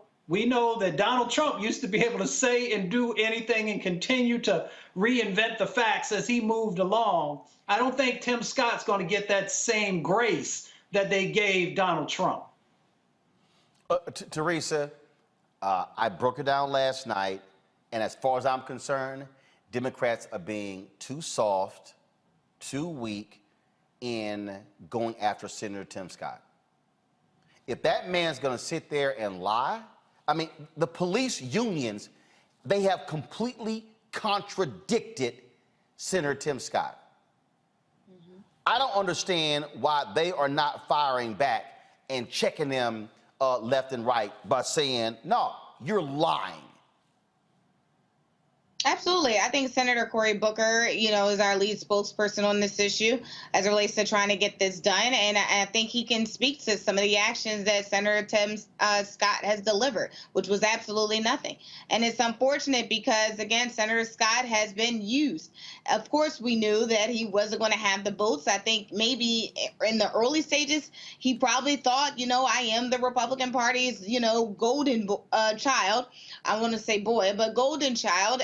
As it relates to being the only African-American GOP, you know, force when it comes to criminal justice reform and any other things that, you know, may look like a progressive lens, but unfortunately, it always stops short. I think with Senator Scott, that's what it always looks like. It stops short on getting it done. But again, it looks like the Republicans have put up at least a fight to do so. And so, again, it's just an unfortunate appeal. Democrats need to do more. Senator Cory Booker and the rest of the Democrats need to call him out. I totally agree that the time is now. We can't wait till later. We can't wait until next year. And we just have to, you know, call him out for what it is. You lied. You didn't tell the American people the truth. You had a strategic plan on how you were going to roll out your communications. And you forget that people are pulling clips from a year ago. You forget that you are pulling clips for 6 months ago because you're saying contradictory things. And people do trust the unions. People do trust the working class. And so those, you know, working people who are saying, listen, you know what? Change definitely needs to happen, and reform definitely could look a little different. I think we need to listen to them and do something different. And again, folks, so what you're dealing with here, and just so y'all know, this is literally the actual statements right here from the International Association of Chiefs of Police and the Fraternal Order of Police, and where they lay it all out, and they said point blank, at no point did any legislative draft propose defunding the police. They said there was going to be an increase in funding. Then it says, our organizations remain steadfast in working with all interested parties who are willing to take a fact-based approach to enact effective and lasting change to avoid a patchwork of state laws that do not provide uniform standards and guidance to the policing profession. The IACP and the FOP will continue to embrace the challenge, instill strong values into our agencies and at all ranks, and hold ourselves accountable for our actions in order to build a more cohesive and safer future for our community. See, here's what that line, if y'all, and what I want y'all to do is, I want y'all to roll back the Judy Woodruff interview, take it back 60 seconds, because that line, because see, this is why y'all need to understand the breakdown. When they say to avoid first of all, fact-based approach, and then to avoid a patchwork of state laws that do not provide uniform standards and guidance to the policing profession, this is what they were referencing, because this is what Scott said 1 year ago to Judy Woodruff. Listen. Ban on a chokehold, is that right? Well, I would say it this way. My legislation gets us to the position where if you are a law enforcement department that does not already have a ban on chokeholds, you do not have access to the federal funding. The House bill does not have the ability to actually, in my opinion, ban chokeholds. What they do is they defund states' revenue streams from the federal government. It's kind of the same thing, to be honest with you. The fact of the matter is that policing is a local government decision, not a federal decision. So I'd love to see how the Democrats thread that needle from federalism. See, that's the real issue right here. Senator Tim Scott and the Republicans, their fundamental problem is that they are all about states' rights. What those segregationist Democrats were in the 50s and 60s, that's who the Republican Party is today. States' rights, states' rights. You just heard him say, oh, it's really a matter of local and states' rights. Go back to the police statement. This is what the police statement said. We're willing to take a fact-based approach to enact effective and lasting change to avoid a patchwork of state laws that do not provide uniform standards and guidance to the policing profession. So Senator Tim Scott, Amisha, Mustafa, and Teresa, is complaining about saying, oh, Democrats, y'all want federalism, federalism, federalism. Y'all want federalism. And here you have the police unions who are saying the problem is when you have different laws in South Carolina compared to Mississippi, compared to North Carolina, compared to Idaho, compared to Wyoming, compared to California. We need a, quote, they want a unified standard and guidance to the policing profession. And Scott is saying, Democrats, no, we're not going to do that. It's not even only disparate across states, it's disparate across cities within the same state. So I think that there has to be something done that helps to not only give people faith in the system, but also to legitimize it, where you won't have chokeholds happening in one police precinct or in one city 20 minutes away from one that has already banned them, where you won't have officers that have committed atrocities towards African Americans, some of them deaf, some of them extreme cases of brutality where they nearly killed somebody, and then they just go one precinct over and get another job. I think that there's something to be said here about the reluctance of and the push that Tim Scott did, because this was a general bait and switch. And he had it in his mind. This was a part of a formula from the beginning. And he wanted to ensure that he ran the clock down. That's what all the stalls were for. That's what all the back and forth was for. He wanted to ensure that this was no longer a top of the line news story as it was in the summer, the fall, the winter of last year, and the early spring of this year. He wanted to make this a waning political policy issue, because he knows that despite the elongated fact-based findings that we have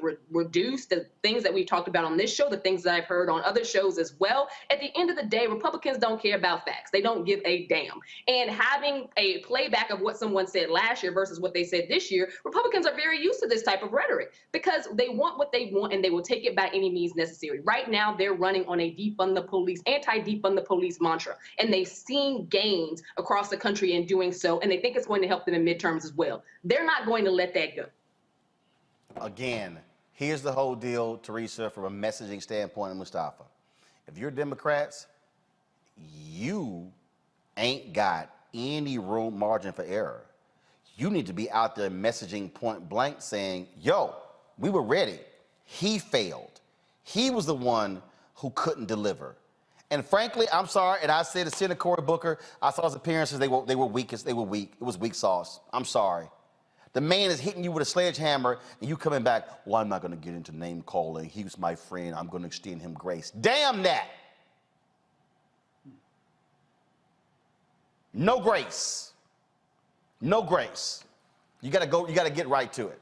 Final comment, Mustafa and Teresa. Well, you can't give grace because we got people's lives that are in jeopardy by not having the consistencies that's in place. I mean, the police, these police departments and unions know that they're going to continue to get sued. So, and all the time that I spent in the federal government, folks wanted consistency.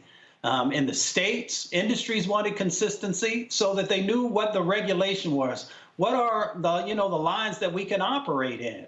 And it helps folks to just be clear. So when you don't do that, now, Senator Tim Scott continues to drop the ball. I can go through a number of pieces of legislation that he's worked on where he hasn't been successful. And the things that he was able to work with others to get passed hasn't helped people. So this is just another example of failed policies and not being able to deliver on the things that you say that you can do. Well, I sent it to him. I just sent him a text message, Teresa, saying no response to what the union said, totally contradicting what you said on Face the Nation. Yeah, he ain't text me back in 4 years. I'm not expecting him to hit me back. But I already know it's still his number, and I'm gonna keep sending it to him because somebody needs to be demanding the truth from him. I agree. I mean, look, if there's a number that we can all text at the same time, please let us know. We'll flood the gates. but I think there is a federal, position that needs to happen. Again, most of these police departments, I think they actually keep it localized. They don't like to change. They're very traditional, and the way they fight crime, the way they prosecute are the ways that they love to be. And of course, I think some of the unions are very sick and tired of being sued and tired of going in arbitration. And I think they are looking for the federal government to step in and do their job. So if there isn't a federal state law or federal law that is changing how police reform happens in the cities and states across the country, then we are going to have these continued situations where people are, doing whatever they choose to when they become one in uniform to protect and serve. It's time to be smart. When we control our institutions, we win. This is the most important news show on television of any racial background. Y'all put $2, $3, $4, $5, $10, $15, $20, $30 on this and keep this going. What you've done, Roland, since this crisis came out in full bloom. Anybody watching this, tell your friends. Go back and look at the last 2 weeks, especially of Roland Martin Unfiltered. I mean, hell, go back and look at the last 2 days. You've had sitting United States senators today, Klobuchar and Harris. Whatever you have that you can bring to Roland Martin Unfiltered to support it, please do, because this information may literally save your life. Watch Roland Martin Unfiltered daily at 6 p.m. Eastern on YouTube, Facebook, or Periscope, or go to RolandMartinUnfiltered.com. Support the Roland Martin Unfiltered Daily Digital Show by going to RolandMartinUnfiltered.com. Our goal is to get 20,000 of our fans contributing $50 each for the whole year. You can make this possible. RolandMartinUnfiltered.com. All right, folks, welcome to Roland Martin Unfiltered here on the Black Star Network. South Carolina Senator Tim Scott continues to assert that he was not going to support a George Floyd Justice Act that actually limited or cut funds for police. Democrats continue to insist that was not the case. You had a couple of police unions that came out yesterday with a strong statement saying there was nothing in the bill that actually said that. And so I actually reached out to Senator Tim Scott. He cited several sections in the bill. He said he was going to have his staff send me a copy of the bill. That was last night. I'm still waiting. I'm still asking, where is it in the bill where he asserts funding was going to be cut, which he keeps saying is to defund the police? I can't find it. Maybe my next guest knows what he's talking about. Linda Williams, she, of course, is the president of NOBLE, the National Organization of Black Law Enforcement Executives. She joins me now from Nashville. Linda, glad to have you on the show. You had a couple of unions come out yesterday and said there was nothing in this legislation that would actually defund the police. Senator Tim Scott continues to insist that that is the case. Have you seen any evidence to support the position that he is taking at the bill that Democrats were proposing was going to make financial cuts to the police? Thank you, Roland. Good to have to be here again. And let me correct, I'm immediate past president. I just passed the torch. Okay, but got I was it. very very pivotal in my presidency all of last year, and that is not correct. Matter of fact, Noble sat at the table to help create the language for the bill. We concur with the IACP and FOP that was never the language. Additional funding has been given, and a matter of fact, for training and accreditation and even other data collection initiatives. So that is not correct. The Democrats nor anyone that sat down talked about defunding the police. Well, and again, like I say, I mean, I hit him up, and I wanted to know specifically what he was talking about. And what he said to me was that sections, this is what he said, read sections 113, 114, 202, 204, 363, 382, and he said, and more. It's pretty clear. I'm still waiting on his team to actually send me the bill to actually see that, but I said, I'm still confused. You keep saying it's clear. How these unions, though, are saying that's not true. I think they would be probably more inclined to make it clear that they will not support something that actually cuts funding. So what is he talking about? And that's a good question. I am glad that other major organizations have spoken up so they don't think that it's one-sided.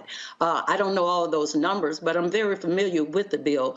Matter of fact, as the national president of the National Organization of Black Law Enforcement Executives, we tried repeatedly to call Tim Scott's office, and he never returned the call.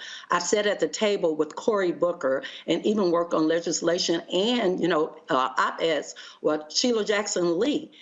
We're very, very much on the same page, and where he comes from left field to use this as a stall tactic, it's just not fair, and it's not true, because it's not any language that was created and that we worked to put into the bill. So let me correct this. Let me just be real clear. You're saying that the National Organization of Black Law Enforcement Executives reach out to Senator Tim Scott to sit with him to discuss this bill, and his office never returned Noble's calls. That is correct. As national president, when we sat at the table repeatedly with Cory Booker and others, just to get an understanding so that we could have our voice, so that we could put the language that would be a benefit for, community engagement for police officers, as well as a better, rapport with our communities. And so in trying to do so and to level the playing field that we could get feedback from both sides, we never received a call back from Scott's office. So what do you think should happen now? You have the White House that says they are going to move forward with an executive order, but the reality is, according to that statement yesterday from these other unions, they said there needs to be a national standard and when it comes to policing, so you don't have this patchwork of different rules and laws from different states. So even though you have the executive order, you still need the enforcement of the law. What would you say to Senator Tim Scott, Senator Cory Booker? Would you say, hey, get back to the table, stop spending all this damn time on doing television interviews, and hammer out a deal? You say it better than I can, Roland. Absolutely. Get back in. This is something that our country, this is not, anything that's to divide us. Law enforcement is an extension of the communities. And the fact that we're at this repass that we are now, it's time that we sit down, forget our differences, and work on our commonalities, that law enforcement are here as the guardians of the community. And of course, that means to protect the rights and the responsibilities law enforcement have, but to make them accountable to the communities that we protect and serve. So time is out for, all the interviews and the stalling tactics. We need to get to the table and come back with something. Something is better than nothing, and we all have to give and take. But it's something at a time in our history that would mark this moment in history for those generations to come, that we couldn't get it right. But the time is now, and the time has passed, that we have to put aside our difference and have the transformation that we need in law enforcement in our communities. And you know, I've reached out to different families. They are the George Floyd family, not happy at all with what is taking place. They're deciding what is next. You know, I'll be perfectly honest with you. I think what should happen is simple. I think the George Floyd family and other families should come to Washington D.C.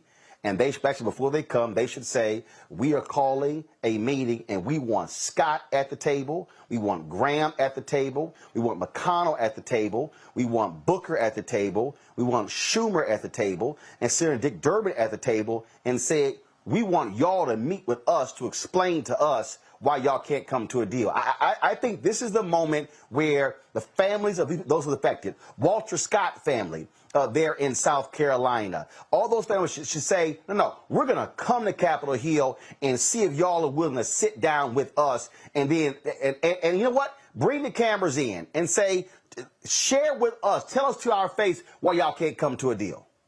And, you know, I'm with you. If you keep doing the same thing the same way, you're going to keep getting the same results. All of those persons that sit on Capitol Hill, those are public servants. They are not above reproach or above the law.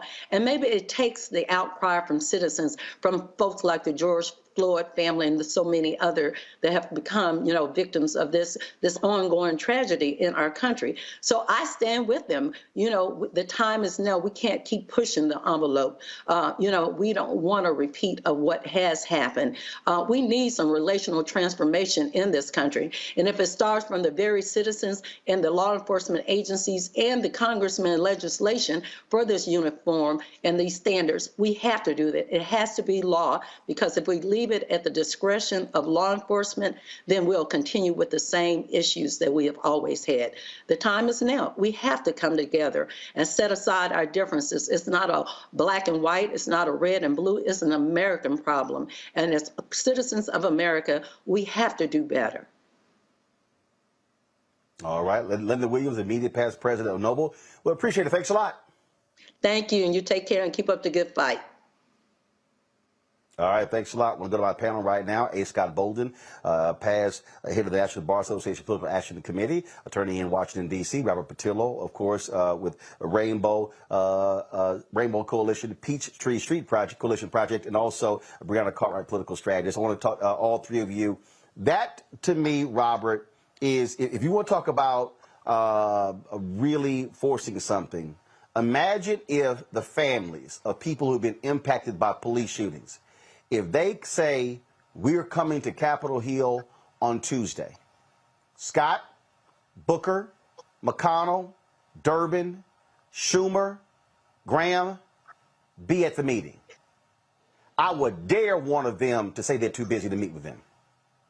Well, you know, Roland, I think that's a great idea, but I don't know how much that will actually move the needle, because we all know what the operative facts are on the ground. And as Tim Scott articulated on Sunday, Republicans are more interested in scoring political points than they are in actually ameliorating this issue. This idea that but here's why. Robert, here's what it does. Here's what it does. What it does is it says, no. You sitting here saying it's not this, it's not that. No. Sit across from the table. So you keep saying this here. Have the unions there. To me, you forced them to be in a room. Ain't no more dancing around. No more sitting here. Oh, is this, is that? Say no. Because it's a lot different when you got to say it to a family member's face than when you say it on Fox News and CBS's Face the Nation.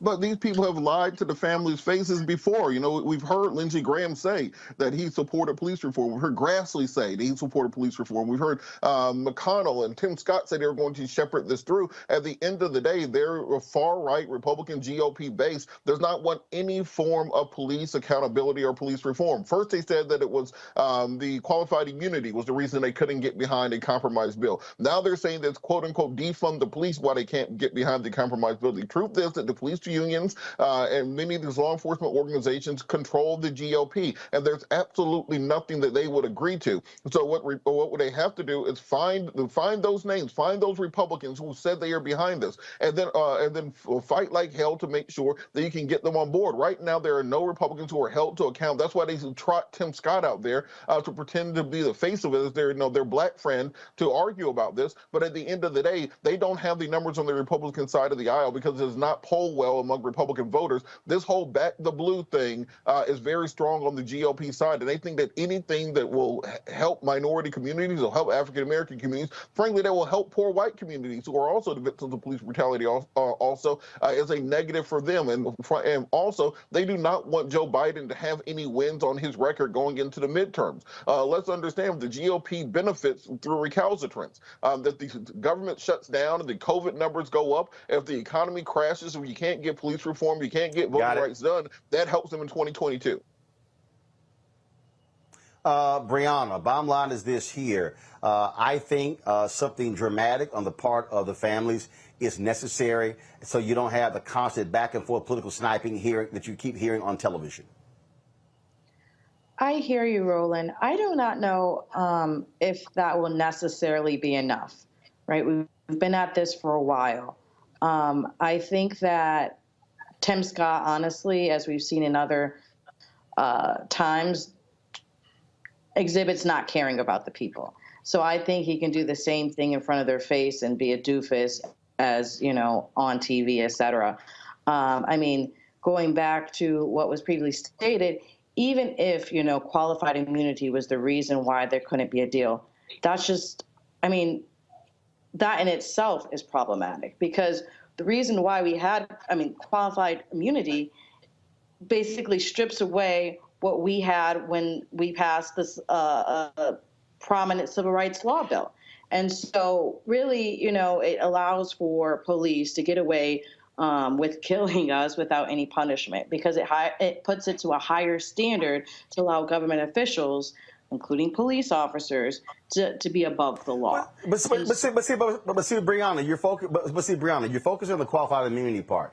You notice that is not. You notice in all the conversations that you have seen with Scott Booker on television, qualified immunity wasn't brought up.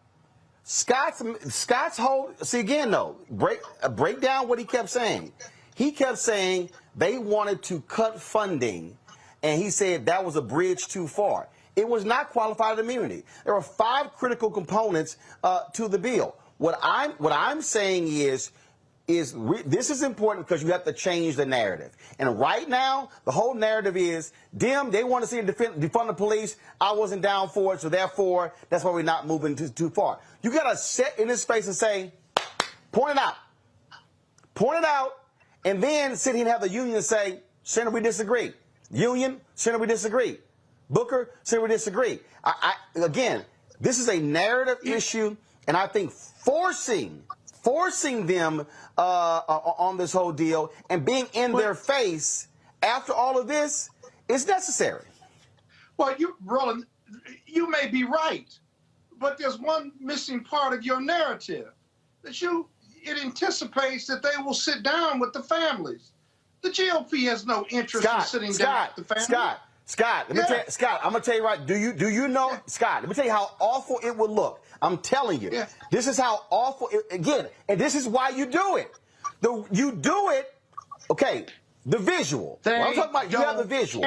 Imagine. No. Scott, follow me here. This is what I'm talking about.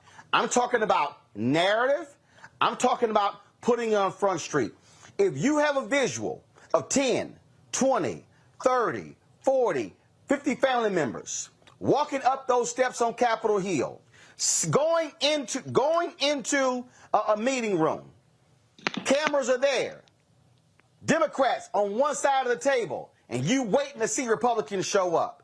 Now you have changed the narrative, and now you have forced them to have to defend. Why would you not sit down with the families? That's what I'm talking about. But your narrative slightly changed. You said Democrats and Republicans and the families. What you just said was the empty chairs.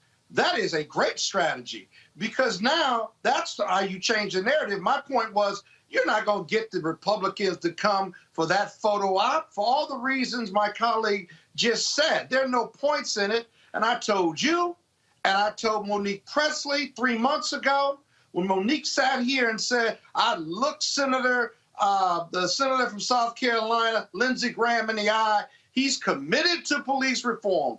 I said then and I'll say now, they can fiend whatever you want them to fiend, but they vote with their feet, and what they say about police reform is not the same as what they're going to do.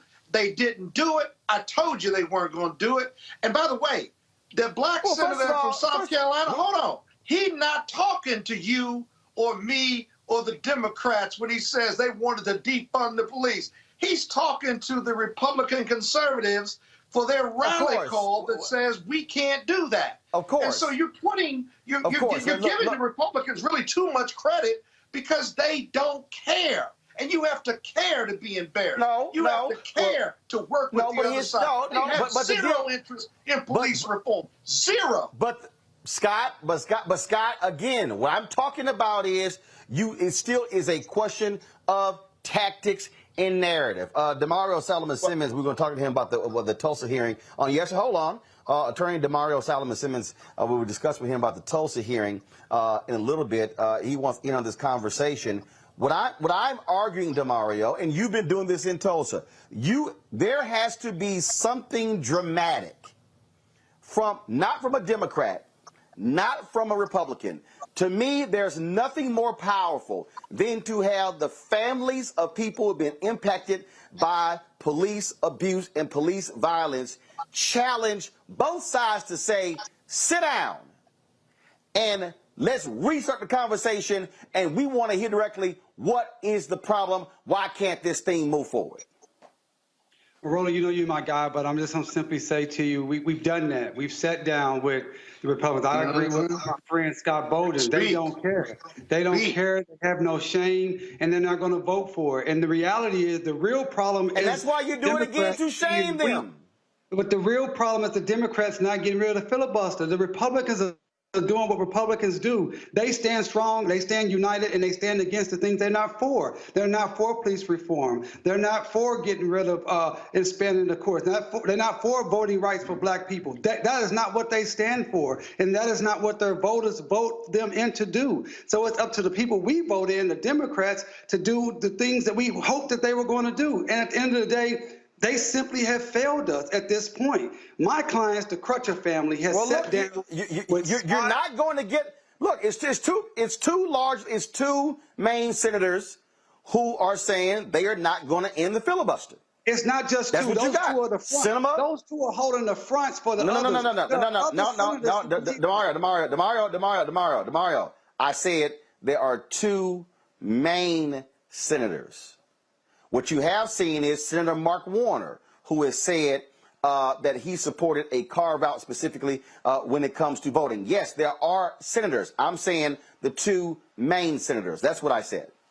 Well, I agree, and we got to continue to fight. That's all we can do. We got to continue to push the envelope. I'm just saying that these particular Republican senators and elected officials, they have no incentive, as Scott said and other panelists said, they have no incentive to do the right thing because their voters don't want that. Their voters they don't mind us being killed in the street. They don't mind us being mired in the court system like we are right now in several of my cases because of qualified immunity, which makes it so difficult to be able to not only hold the police accountable, but it causes our cases to be on hold for years as the court waits on making a determination. They don't care about that. So I'm not saying we don't continue to try, we don't continue to do everything we possibly can, but these guys have sat down, my clients have sat down with Lindsey Graham. They sat down with Senator Scott. We sat down with other members of the GOP and had these passionate conversations, the tears, why this is important, and heard them say, we believe in this, we want to help you,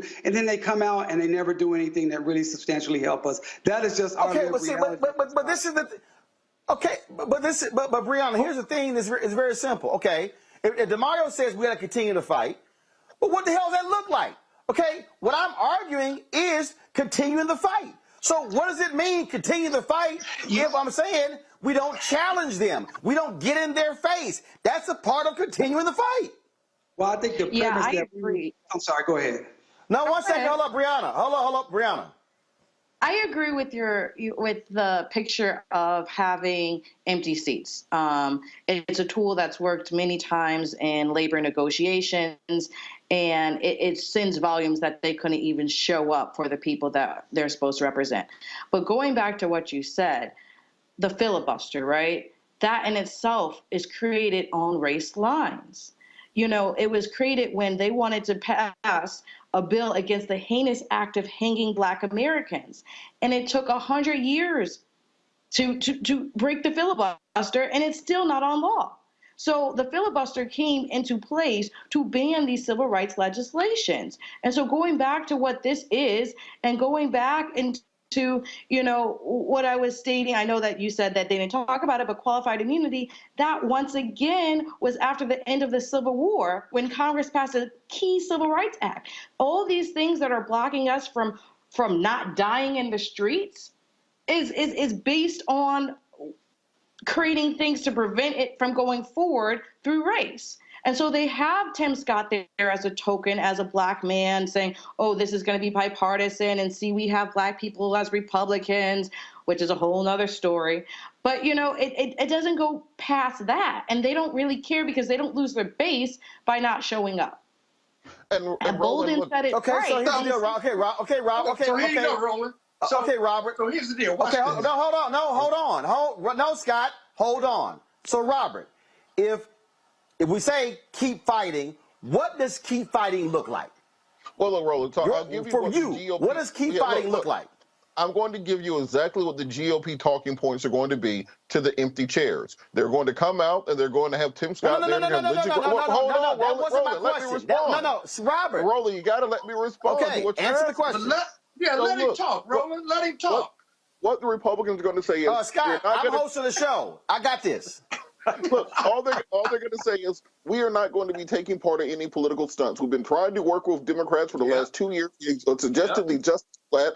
All they are attempting to do is move the ball down the field, and they want to cover up for Democratic mayors and their failures to address police reform on the local level. This is why Democrats need to be petitioning Joe Biden and the Senate leadership on the filibuster. That empty chair moment worked with trying to get Mark Warner, trying to get Joe Manchin and Kristen Sinema to come up off of opposition to the filibuster. That is where the battle lines are going to be. There are not 10 Republicans who will vote in favor of any form of police reform. Not 10 off the Senate. Robert, you did not answer my question. Not going to get ashamed of.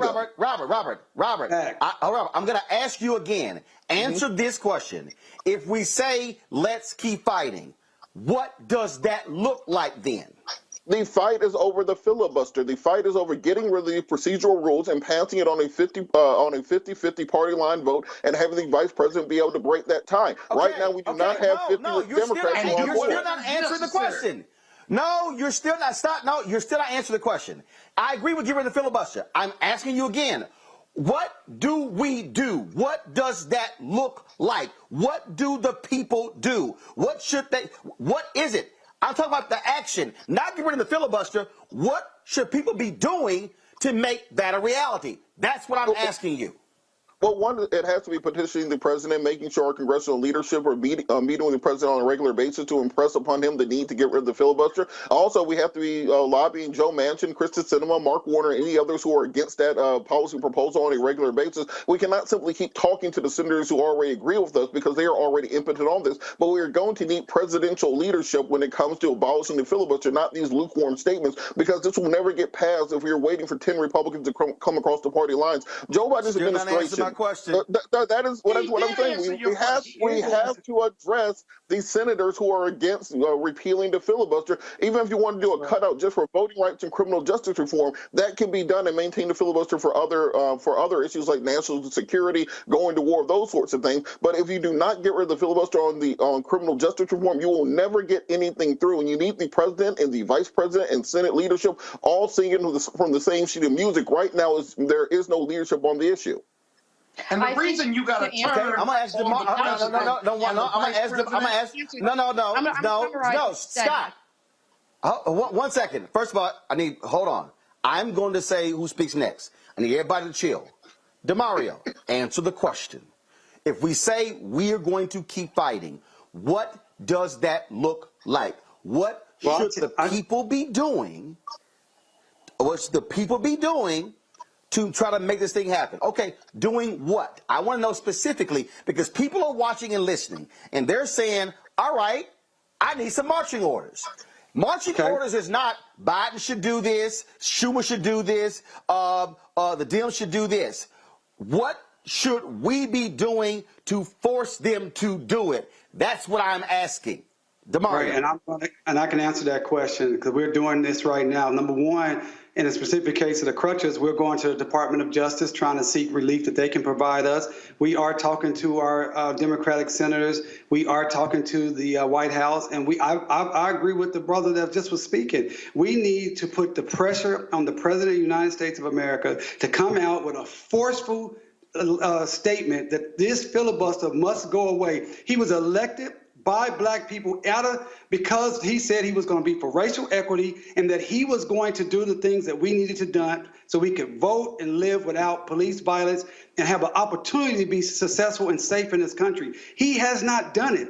He came to Tulsa to talk about the massacre. He talked about equity, but he hasn't done anything. He hasn't passed anything. He hasn't signed an executive order. He hasn't come out and said, I am against the filibuster. I want this bill passed and the filibuster needs to go away, period. He has not done that, and that's where the fight is. These Republicans are not going to change themselves. They are doing what they've been their job. I respect Republicans for that because they do exactly what they say they're going to do. We don't like you Negroes. We don't want you to vote. We don't care if you killed in the streets. We're not going to help you. And they don't do it. And we continue to beg them while the Democrats who say they're for us, say they're going to do things for us. They said if we flip the seats in Georgia, then we can get all these things done for racial justice and for our people for voting. That was the deal. That was the promise. And that has not happened. Period. This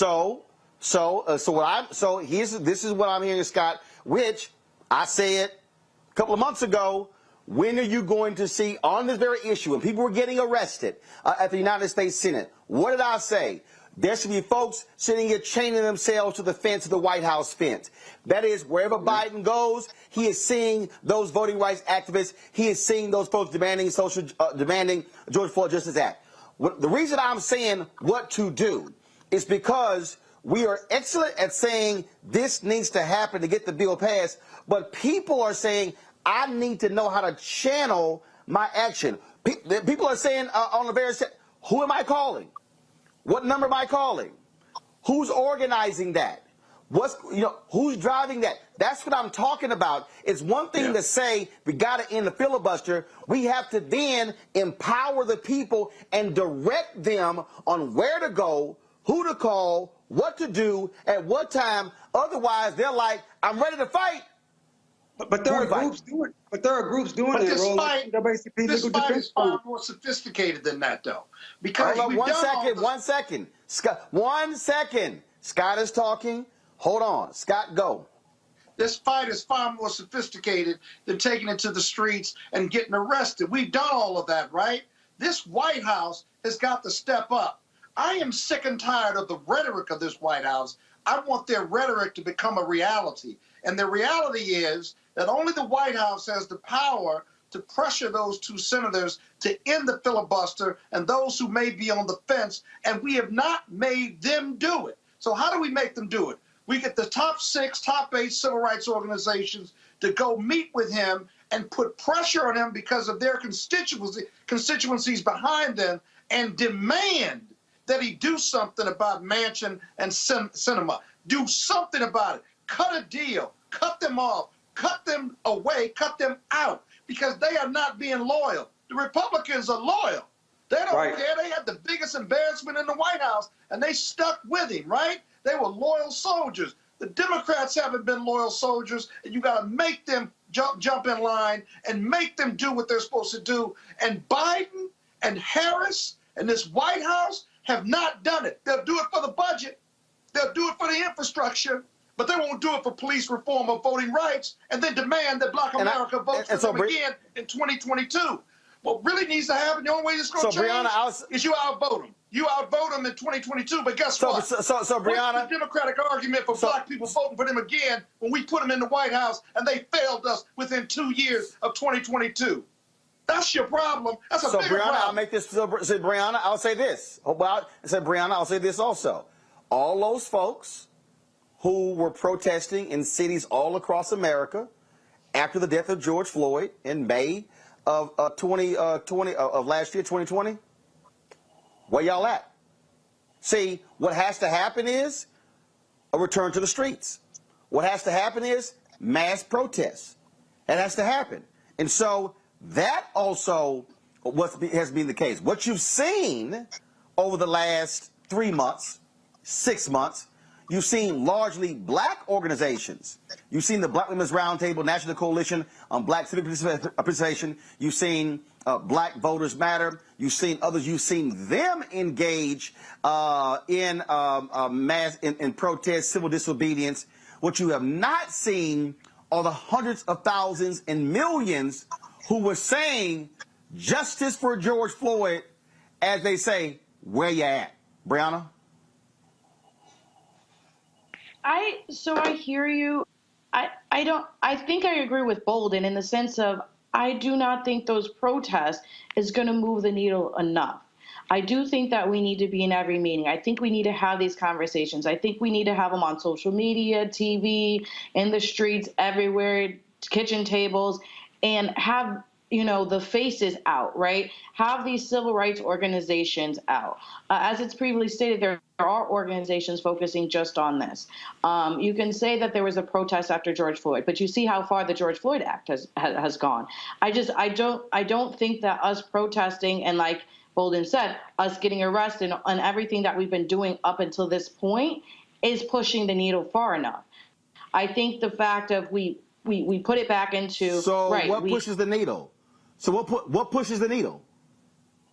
I think if we collectively come together and state one statement and show the numbers within that, and that they can lose their job, and literally show, okay, this is not working. This is who we're going to replace you with. Are you going to do the job or not? But that's actually what mass protest creates. See, what they really like, they like when we go away. They like when it gets quiet. They like when people are not mobilizing and organizing. What they are afraid of is when folks mobilize and organize. Let's be real clear. The White House is not afraid to meet with civil rights organizations. Hell, they already met with the NAACP, Sharpton, the Urban League, LDF, Lawyers Committee, A. Philip Randolph. They already met with them. What they don't want to see, they do not want to see hundreds of thousands of people mobilizing in the streets in the cities across America. That's not what they want to see. And all I'm saying is they ain't got no problem with nice, cute clothes meeting, but they do not want to see folks showing up. And but here's the deal, though. You ain't voting until this election.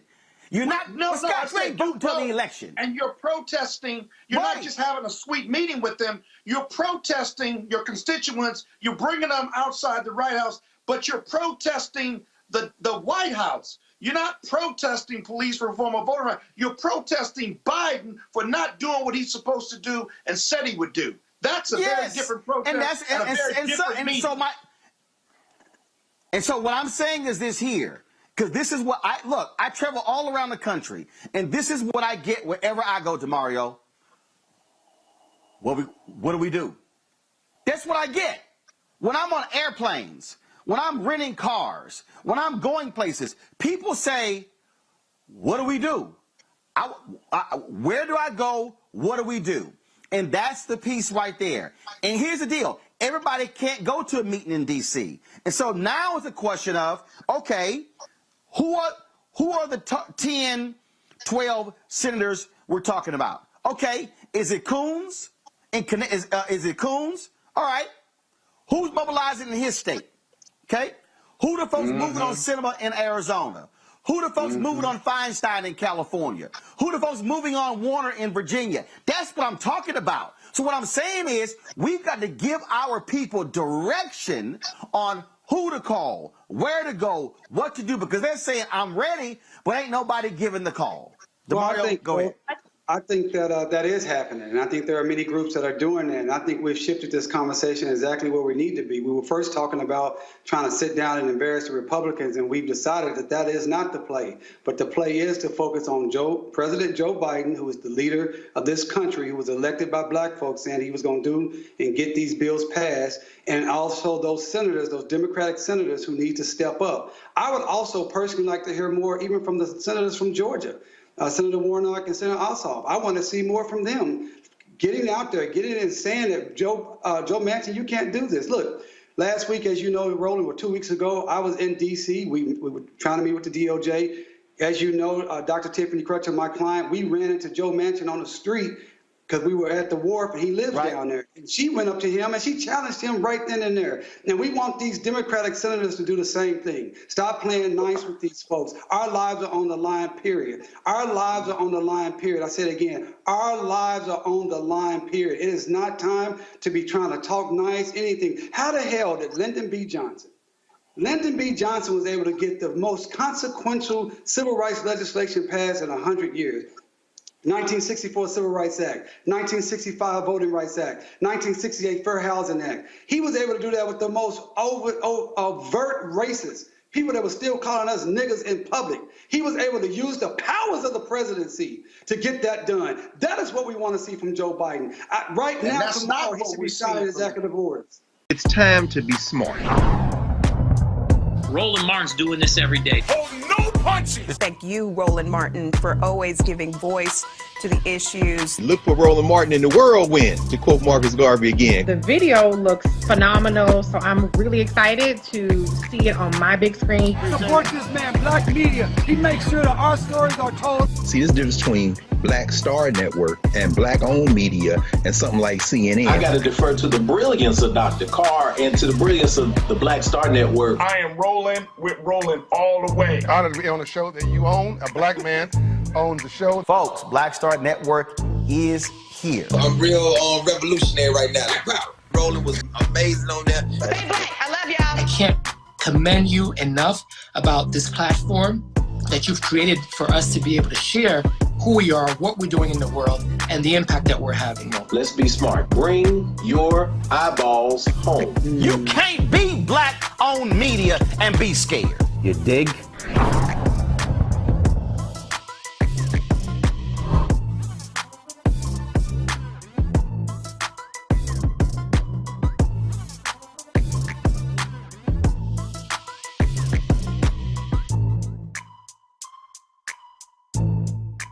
Folks, we've been doing a deep dive into the failure of the George Floyd Justice Act in the United States Senate. It has pitted South Carolina Senator Tim Scott, Republican, against Democrat Senator Cory Booker.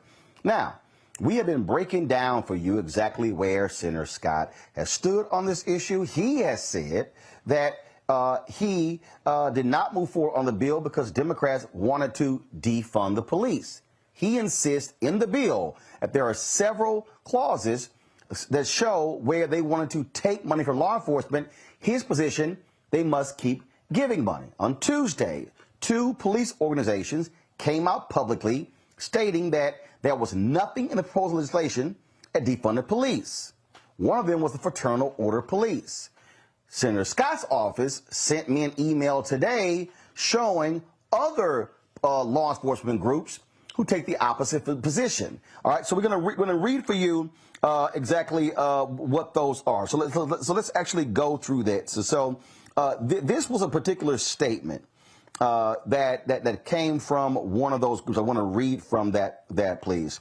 So let's go ahead and pull that graphic up so you can actually see this graphic. And so one of these organizations, and like I say, what you have is you got to understand. There's not one law enforcement organization. There are different law enforcement groups. And so that's what Scott's office is banking on. And so they're saying, yeah, the sheriff's organization, that they are in opposition to the bill. But again, you have 2 other groups that are in support of the bill. Yeah, I know it sounds real confusing, folks, because it is confusing and to understand exactly what is going on. And so Here's what you have here, okay, with this particular sheriff's organization, all right, which is SCSA, and that's what they actually go by. Now, that is the South Carolina Sheriff's Association. Now, here's what's interesting, all right.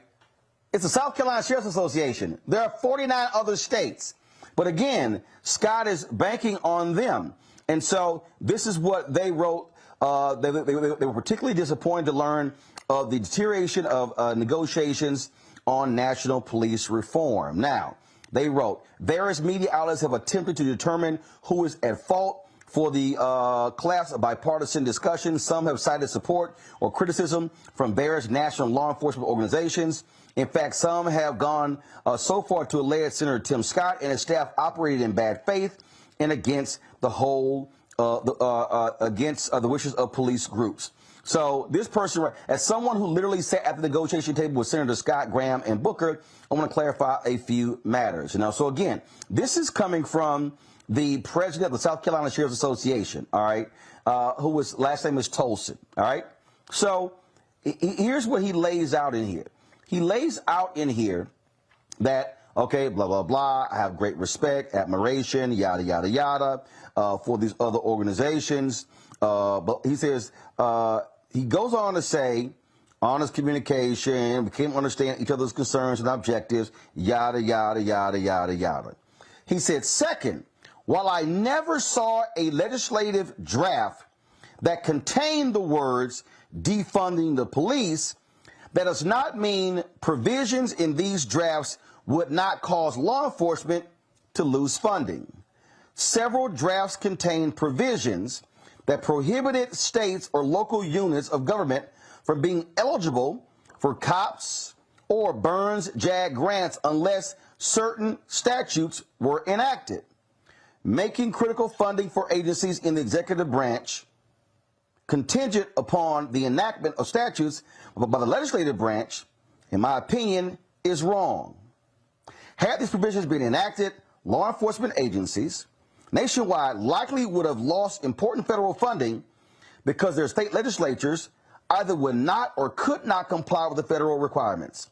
This is de facto defunding the police. Okay, let me unpack why that is a lie. Now, first, I want you to leave the statement up. Leave the statement up. Leave the statement up because I need you to understand. I need you to see for your own words because I need you to realize we showed you the video where a year ago Senator Tim Scott said that if folks were not in compliance, they could not get the grants.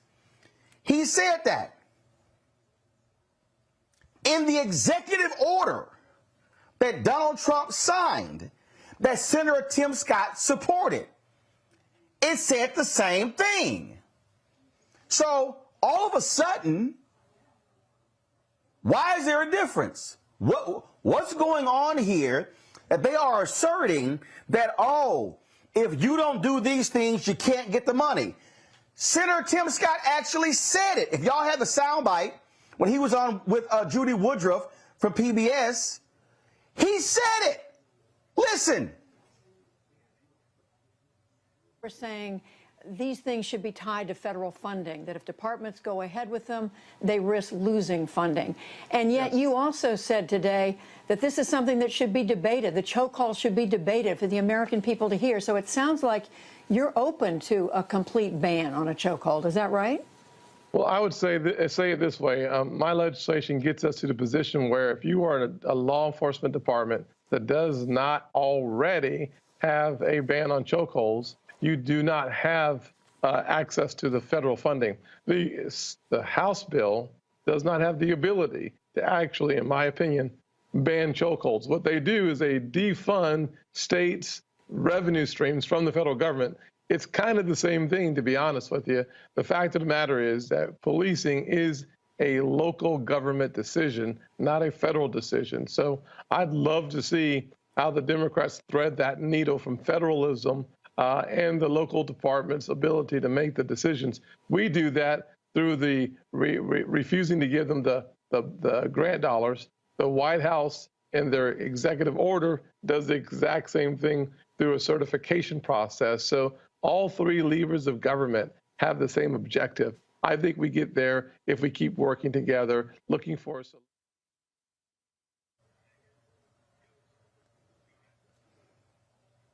Okay. He literally said, we do that in the executive order. So, Senator Tim Scott, what the hell is the difference? That's what the federal government does. The federal government, in numerous bills that I guarantee you he's voted for, tells states, if you do not do these things, you can't get the federal funding. That's the only way the federal folks are able to make changes. I told y'all before, when the federal highway funding, they wanted to increase the drinking age, the legal drinking age in America from 18 to 21. The federal government said to South Carolina, to the other 49 states, if you want to qualify for federal highway funds, you will only get the money if you raise your minimum drinking age to 21. That's a fact.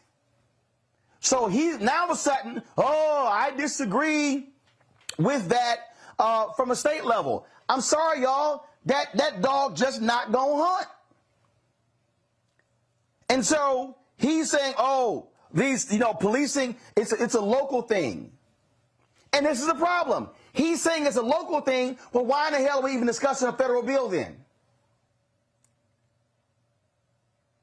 See, you can't have it both ways, Senator Tim Scott. You can't say it's a local thing, but then you're leading this federal bill. And you ought to see, and look, here are all of these statements that Senator Tim Scott has made about this particular bill. I mean, he said all kind of stuff. He said change requires resources. Sadly, the Democrats' proposal contained multiple measures that would have diminished funding for law enforcement. No, it wouldn't diminish it. It simply says if you do not do these things, you don't get the federal funds. That ain't cutting funding. That's simply saying you want the money, you got to do some stuff. Scott says we all agree only the best should wear the badge. If we want to protect vulnerable communities, we have to provide the resources needed to train and retain the best. Yeah, but you also got to make changes to how they actually do it. I grew up in some very poor communities, always wondering if my mother would make it into the house safely after her late shifts. Folks in those communities deserve better. Now continue working until they see solutions. Really? Then he goes on. Under GOP leadership, we saw solutions. Permanent funding for HBCUs, that is a lie. That is a lie, Senator Scott. You did not do permanent funding for HBCUs. In fact, you can say under GOP leadership, it wasn't even a GOP bill. That was led by Congresswoman Alma Adams, Democrat from North Carolina, HBCU graduate. Please don't lie. Record low unemployment rates. At a point, there were record low unemployment rates. Then they double when COVID hit. So please stop it. A fair justice system. Stop lying, Senator Tim Scott. Democrats controlled the House. Criminal Justice Reform Bill, the First Step Act, was passed by a Democratic House.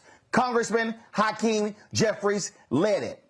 That bill was strengthened in the United States Senate when Senator Cory Booker, Senator Kamala Harris, and Senator Dick Durbin, including Republican Senator Chuck Grassley, said the bill did not go far enough and it was strengthened. Please stop trying to claim credit under GOP leadership. No, that is simply false.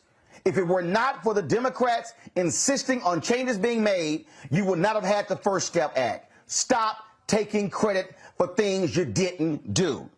He goes, if the Democrats really want solutions now, they should come back to the negotiating table. No. How about you be honest about actually what's going on?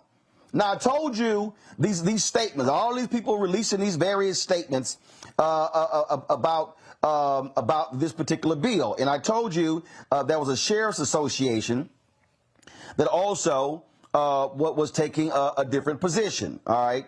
And so here's what I find to be interesting. And again, Senator Tim Scott's office sent me an email.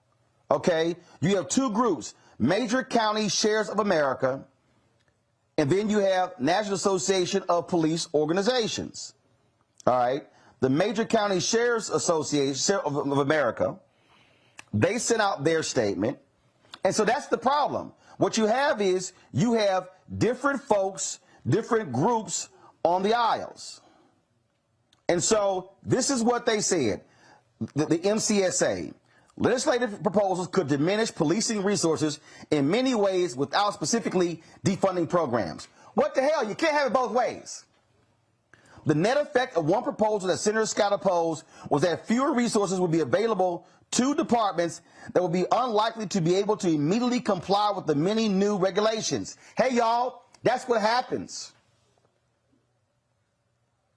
We support and encourage legislation. Y'all, if y'all want to hear a contradiction, listen to this. We support and encourage legislation that leads to better policing and more safety for communities. However, legislation that adds more regulations while threatening existing funding levels is setting up our law enforcement agencies for failure. No, it's not. Stop lying. You cannot complain about more regulations and you want the money. Carrot, stick carrot on the carrot, stick carrot. If you want more money, federal folks are saying you got to do these things to get more money. So what Senator Tim Scott wants to do is say, hey, I'm just going to give y'all more money. No. You have got to comply. You have got to make changes to how you behave, how your officers behave. The problem is they don't want the level of accountability that Democrats have been calling for. That is the fundamental problem here. So, y'all, I've gone through the bill. And the stuff Senator Tim Scott sent me about, oh, it would defund, no. What the Democrats were saying is, if y'all want to get this extra money, you've got to do some things to qualify for it. It is no different than the executive order that Trump signed. You want to get the money, you got to be certified. You got an option. Don't get certified, don't get the money. No one is forcing. See, this is the thing that Senator Tim Scott and his team, they're not admitting to. No one is forcing any law enforcement agency to do anything. What they're saying is, if you want more money, this is what you got to do. Hell, that's like my mama and daddy saying, so you want me to fund your trip? Well, I'm going to let you do some shit around the house. That's like me saying, no, I ain't going to do extra stuff around the house. I want the money. And my parents like, well, hell, I ain't giving you the money. Y'all, this is not hard. But the problem is, law enforcement and Senator Tim Scott want it both ways. They do not want to force these law enforcement people to make changes. And then Scott's talking about federalism, and this is all local. Guess what? That's fine. But see, here's my other problem right here, Senator Tim Scott. You of all people got to stop this nonsense about federalism and states' rights when your state gets damn near half of its budget from the federal government. It's amazing how y'all don't like federalism until you need a check. The federal government right now sets conditions on housing grants, environmental grants, transportation grants, up and down the board. But all of a sudden, Senator Tim Scott, no. We can't have that when it comes to policing. No, sorry. I'm not buying it. I'm not buying it because it's nonsense. They don't want the accountability, folks. That's what they don't want. I want to bring in several people. Reddy Hudson, he's the founder of the National Coalition of Law Enforcement Officers for Justice, Reform, and Accountability. We have Cheryl Dorsey, retired Los Angeles Police Department Sergeant. We have Michael Harriet, senior writer for The Root. He's out of Birmingham. Cheryl also is the author of the book Confidence Chronicles, The Greatest Crime Story Never Told, out of Los Angeles. Reddy, I'm going to start with you. Go to Cheryl, go to Michael. Reddy, I've walked through the bill. I've talked to Congresswoman Karen Bass. I've been texting Senator Tim Scott. I've been emailing his office. We've been trying to get Senator Cory Booker on. I have not talked to him. We've talked to his staff. Senator Booker, I need you to come talk to Black America, please. If you found time to go and meet the press and Jake Tapper on CNN and other shows, you can come do Black Media, okay? So that needs to be said. What's a trip here, Reddit, is the game that Senator Tim Scott is playing by touting the sheriff's organization and this South Carolina sheriff's group, okay? And then you have the Fraternal Order of Police, which is considered the major police organization. And another one that said what he's saying is not it. Your assessment of what's going on here when it comes to the George Floyd Justice Act. Well, you hit the nail on the head already, Roland. Senator Scott is responding to his handlers. He's doing what his handlers want him to do. I read an excellent article by the brother that's on the panel with us today, Michael Harriot, who pointed out that Senator Scott started back in 2015 introducing a bill that called for exactly what you said, federal withholding of funds for states that didn't comply with the guidelines of the bill that he set forth. He is on the side of those folks. Again, those people he represents in those law enforcement agencies are never, ever going to vote for accountability, support accountability for enforcement agencies that violate, our rights, our constitutional rights, our human rights, our civil liberties. They're never going to do that. They're going to stall, bullshit, and shuffle all the way until Democrats do what they need to do, either get rid of the filibuster and cram some of these things down the throats of aggressive, open opposition or not. But Tim Scott is going to be Tim Scott. I don't think any of us are surprised by his performance. Cheryl, again, I have taken a lot of time to walk through this. I've gone through these particular statements. I've gone through what folks have said. I've listened to what Scott said on Face the Nation. I listened to what Booker said. I've spent the time going through it. I sat here and read the statement from the National Fraternal Order of Police as well as the International Association of Chiefs of Police. Okay? Now, I'm not in law enforcement, but frankly, if we're talking about who are the major police organizations, it's really the International Association of the Chiefs of Police and Fraternal Order of Police. But Scott is using what these sheriffs folks are saying, when if we really want to be honest, the biggest problem in this country with policing is coming from the jurisdictions covered by the FOP as well as the IACP. So here's the deal. There's a lot of double talk and a lot of code speak, and we understand that there are 18,000 police departments across these United States, and all of them have unions of one sort or another. So to cherry pick one, South Carolina's police union, and tout what they have to say as somehow having more sway and meaning is really being disingenuous.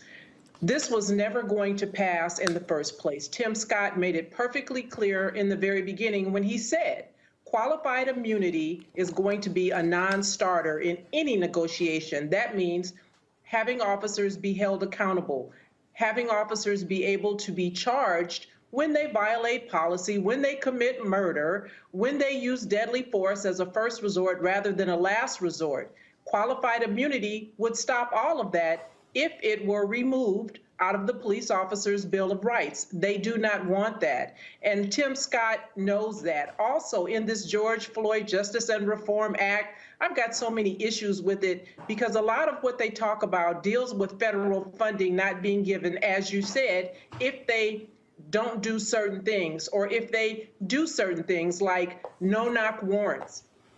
It only applies to federal no-knock warrants. When was the last time anybody saw a federal officer serve a doggone search warrant for narcotics? Breonna Taylor wasn't killed by federal officers. She was killed by state officers. And so all of this talk about no-knock warrants and banning chokeholds versus other departments who continue to use the chokehold, again, would only affect if it's a federal agency, not local and state police, because police chiefs have tremendous autonomy and they will continue to do exactly what it is that they have been doing, which is sheltering errant officers. All of them are being intellectually dishonest in their assertions that somehow this is about money. This is about police accountability. Be clear. Michael, you have a piece in The Root with the headline, "In Loving Memory of Tim Scott." You say this in the piece. You said, but before his untimely death, and first of all, obviously he hasn't died, but we know what you're talking about. You said Scott also believed in police reform. He didn't just believe in it, he actually tried to do something about it. He tried before Derek Chauvin kneeled on George Floyd's neck. He tried before Louisville, Kentucky police officers lied on an affidavit to obtain a no-knock warrant for Breonna Taylor's home.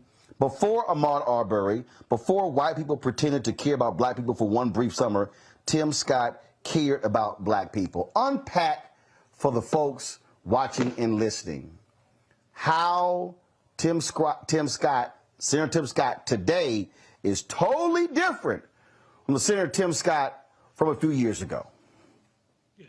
So I think you unpacked a lot of it, Roland, in your open. But one thing I kind of disagree with is, like, we're saying Tim Scott doesn't want police reform. It's clear, like, Tim Scott came up with the idea. If he calls this defunding the police, he came up with this idea back in 2015 when Walter Scott was shot and killed by a North Charleston police officer. And Tim Scott since then has been trying to introduce the Walter Scott Notification Act, which would create a database of police misconduct and use of lethal force, right? So Tim Scott believes in this. Tim Scott sold himself out. He knows his party doesn't believe in this. And they sent the black dude out there to take the heat because he's Tim Scott. He's the black Republican, right? But since 2015, Tim Scott has been trying to get some of these reforms. And as we talked about qualified immunity and no-knock warrants and chokehold bans, that the mechanism, this is what Tim Scott's office told me, right? This is not what I think. I talked to Tim Scott, and he got his chief of staff to walk me through the initial version of the bill. And they called the withholding of funds, this is their quote, a complicated strategy to enforce the reforms that we want, right? So if Tim Scott is complaining about this stuff, he's complaining about the stuff that Tim Scott came up with. And that's important to know, because when we talk about these police unions, we have to first of all realize that the Fraternal Order of Police oversees and represents more than half of the police officers in the country. And then we have to really know that there is this little known white supremacist movement called the Sovereign Sheriffs Movement that believes, based on this interpretation of a white supremacist manifesto from the 1600s, that the sheriffs have the ultimate authority in America. That was one of the groups that started the riots at the Capitol. That was one of the groups that they feared would rise up if Donald Trump wasn't reelected. And this sheriffs group that's why these sheriff groups are backing Tim Scott, because it's about white supremacy. It is not about policing, right? If you look back when Senator Jeff Sessions went and talked to them and told them that they are the backbone of the Anglo-Saxon law enforcement in America. This is what this is all about. So we have to know that Tim Scott is not arguing against Democrats. Tim Scott is ultimately arguing against what Tim Scott created. I mean, Reddit, here's what Michael wrote that is just hilarious.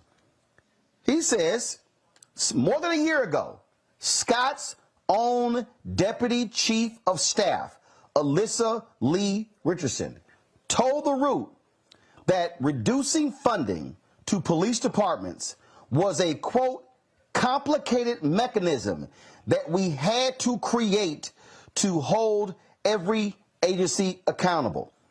In the bill, under compliance, it says ineligibility for funds for any fiscal year beginning after the date of enactment of this act, a state that fails to comply with subsection A shall be subject to a 10% reduction of the funds that will otherwise be allocated for that fiscal year to the state.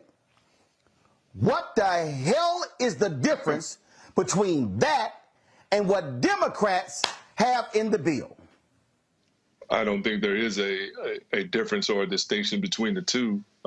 It amounts to defunding. If you don't comply with what's laid out for you to comply with, you get defunded. But, you know, to Michael's point, with Tim Scott. No, hold on, no, I gotta stop you. No.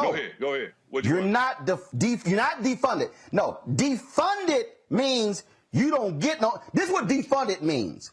Defunded means my mom and daddy paying my rent. I act the ass. They say I'm stop paying your rent. That's defunded. Now, if mom and daddy say I must pull back 10% of your rent, hell, they still paying 90. So I ain't defunded. Defunded to me means we taking all your money. This is a 10% reduction. That means you're going to get 90. It was legislation that moved in the direction of defunding. But ultimately, what you have, man, is Tim Scott needing to make a stand in the aftermath of all the tragedies we've seen in the history, the entire history of policing in this country and its roots and foundation in white supremacy. Here is an opportunity for a black man in the Senate to stand up for his people, and then we just don't see it happening. And I would go further.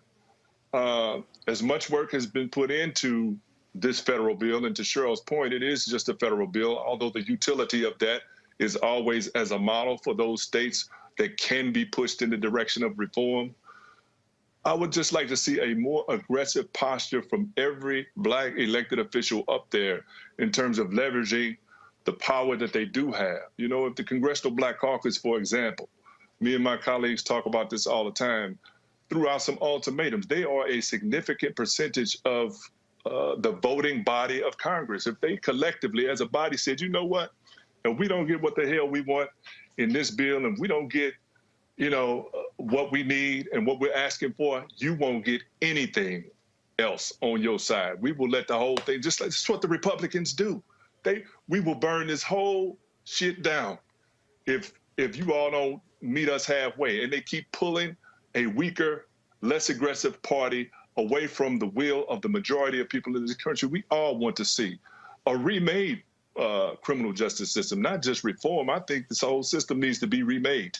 But we will get nowhere near that with people like Tim Scott and others in positions of leadership who don't have the will to exercise the power that they have. I still say, based on other situations that I've seen Tim Scott operate in, separate and apart from police issues, the brother just looks like he's got handlers to me. I don't know him as well as you do, Michael. Here's the deal for me, Cheryl. That's what I see.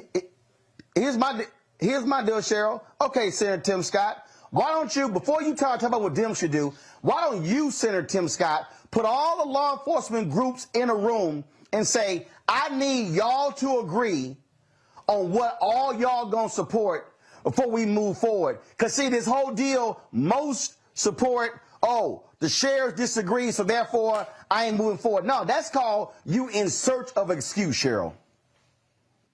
Well, this is just a way to muddy up the waters and confuse people who aren't really paying attention and who aren't savvy. But like I said at the very beginning, at the end of the day, this is about police accountability. That's what this Justice and Reform Bill Act was all about. That was supposedly the purpose behind it. And we know that politicians who look like me, skin folk, are not interested and don't have the appetite, as Reddit said, to do the right thing. Even Clyburn, Majority Whip Clyburn, was talking in the very beginning about, well, this is a good bill, you know, and I think we should pass it, even though it has no teeth, even though it doesn't do anything to deter bad behavior, to stop officers from killing black folks at will.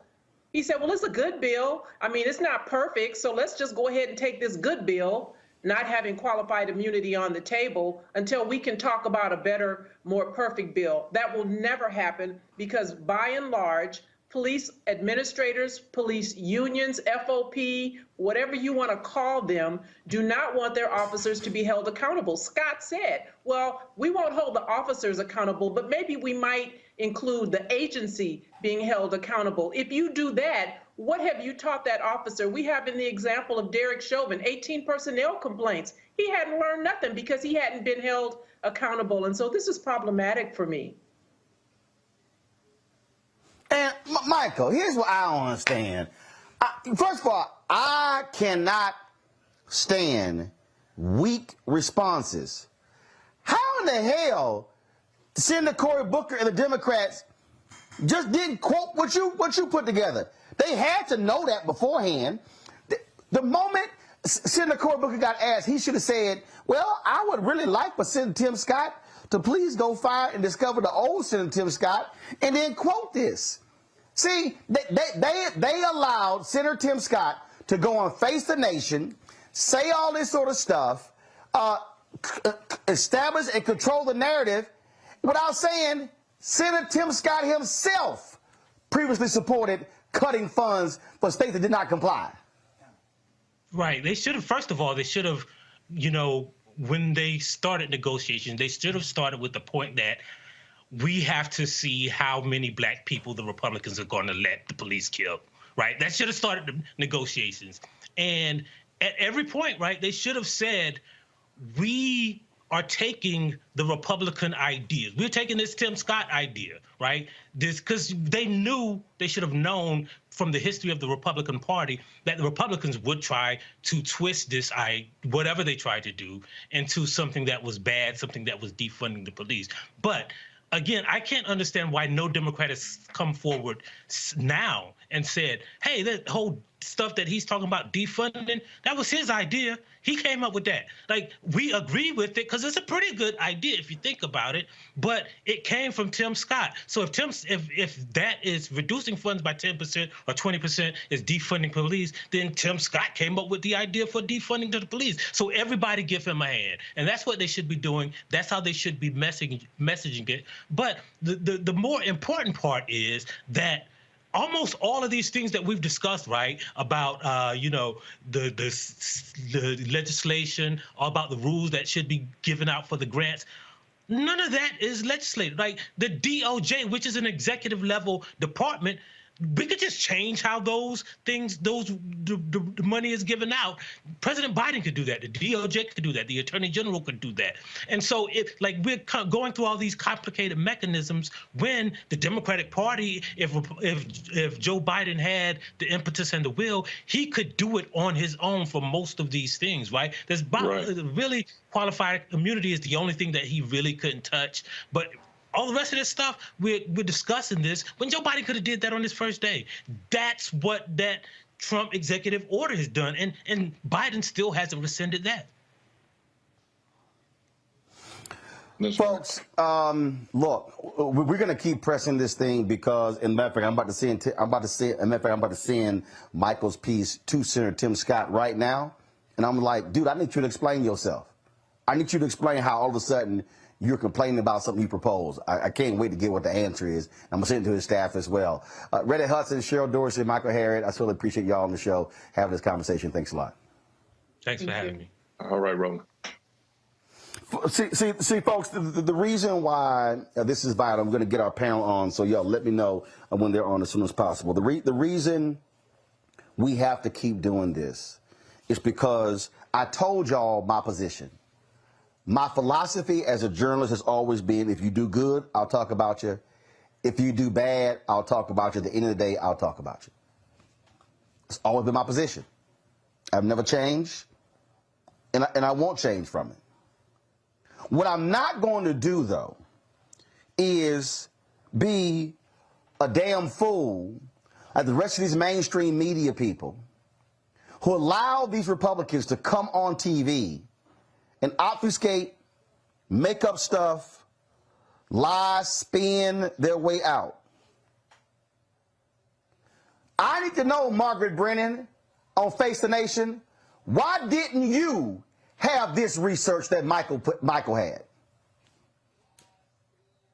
All the staffers y'all got, How is it that you didn't ask him this?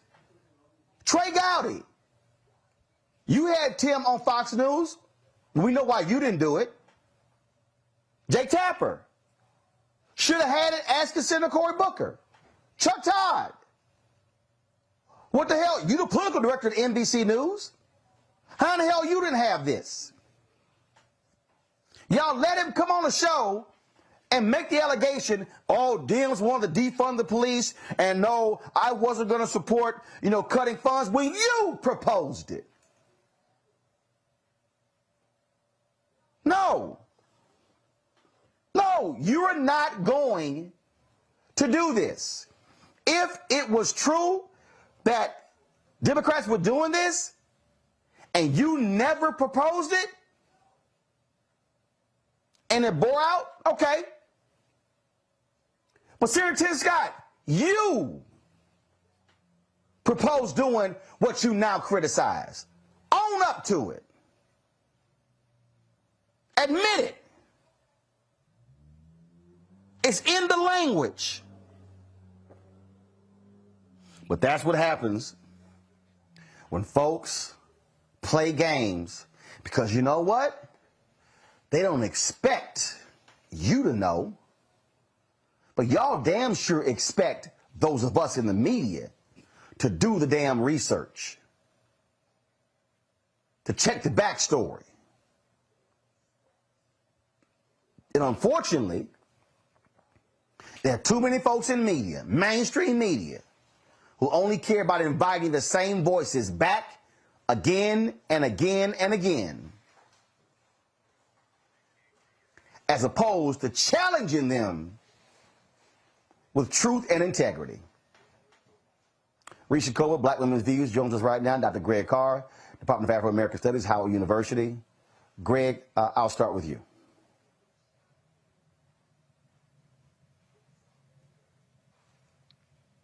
Oh, I was waiting. I thought you were going first, brother. Like, I'm still. No. I'm just bringing you to the floor. Oh no, brother! I've been watching the whole conversation. We both been watching the whole conversation, and so I think there's a fundamental misunderstanding at the center of this. Both Brother Dorsey and my friend Mike Harriet brought it up. In my mind, this has nothing to do with police reform or police anything, really. This is about control. Now, the only thing that has changed since Senator Scott introduced that bill, the Walter Scott Notification Act, that he folded in as his opening bid in the Justice Act, as Mike wrote about, the only thing that has changed is the white nationalist party is no longer in control of the federal government.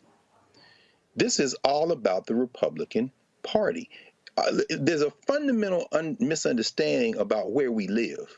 I'm encouraged by all of this because we are closer now to that period you're always talking about, Reconstruction period of the 19th century, than we've been at any time since Reconstruction, including the 1960s. Why do I say that? The white nationalists in this country, and they've been primarily clustered in the South, although not exclusively, this is the attitude of white nationalism toward the federal government. They will either control the federal government or they will force the federal government to acquiesce in what they are doing. This is the basis of federalism, which is why Scott brought it up. The basis of federalism for white nationalism is you either let us do what we want to do, or we use the federal mechanism to do what we want to do. So when Tim Scott says that this activity would defund the police, he's not wrong in the sense it would diminish federal resources to the police. But what he proposed when the white nationalists were in charge of the federal government would rely on the white nationalists in charge of the federal government, allowing the state and local authorities to get their money anyway. But now that the white nationalists are not in control of the federal government, he's worried that the federal government might actually execute what he proposed when there was less of a chance of them doing that. Now, it may sound crazy, but please, we have to understand the context for this. There is not a moment, and I would invite anyone who can show me something different. In fact, we were just talking with my law students last night. There's not a moment in the history of this country when white nationalism hasn't been either in control of the federal government or allowed to do what they want by the federal government. The 3 Fugitive Slave Acts, 1787 Northwest Ordinance, 1820 Compromise of 1820, 1850 the Fugitive Slave Act. The federal government gave cover to the damn white nationalists in the South. And that led to Dred Scott in 1857, where the Supreme Court basically federalized blackness and said there's no place you are safe. By the way, these bills against abortion in Texas and other places in Mississippi, their move is to get the federal government to acquiesce. So if you think you can go over the border from Texas to Louisiana to get an abortion now, when the Supreme Court outlaws it, they're going to do for abortion what they did for slavery with Dred Scott. 1865 to 1877 was the small window when there was a chance to change this project, because what did Dred Scott lead to? The damn Civil War. And that's where we're headed. After that was over, the North made up with the South and allowed them to do what they want to do. I'm saying what Tim Scott is doing right now is being the front man for white nationalism that is saying we are going to either control this government or we're going to make y'all do what you want us to do. Racy?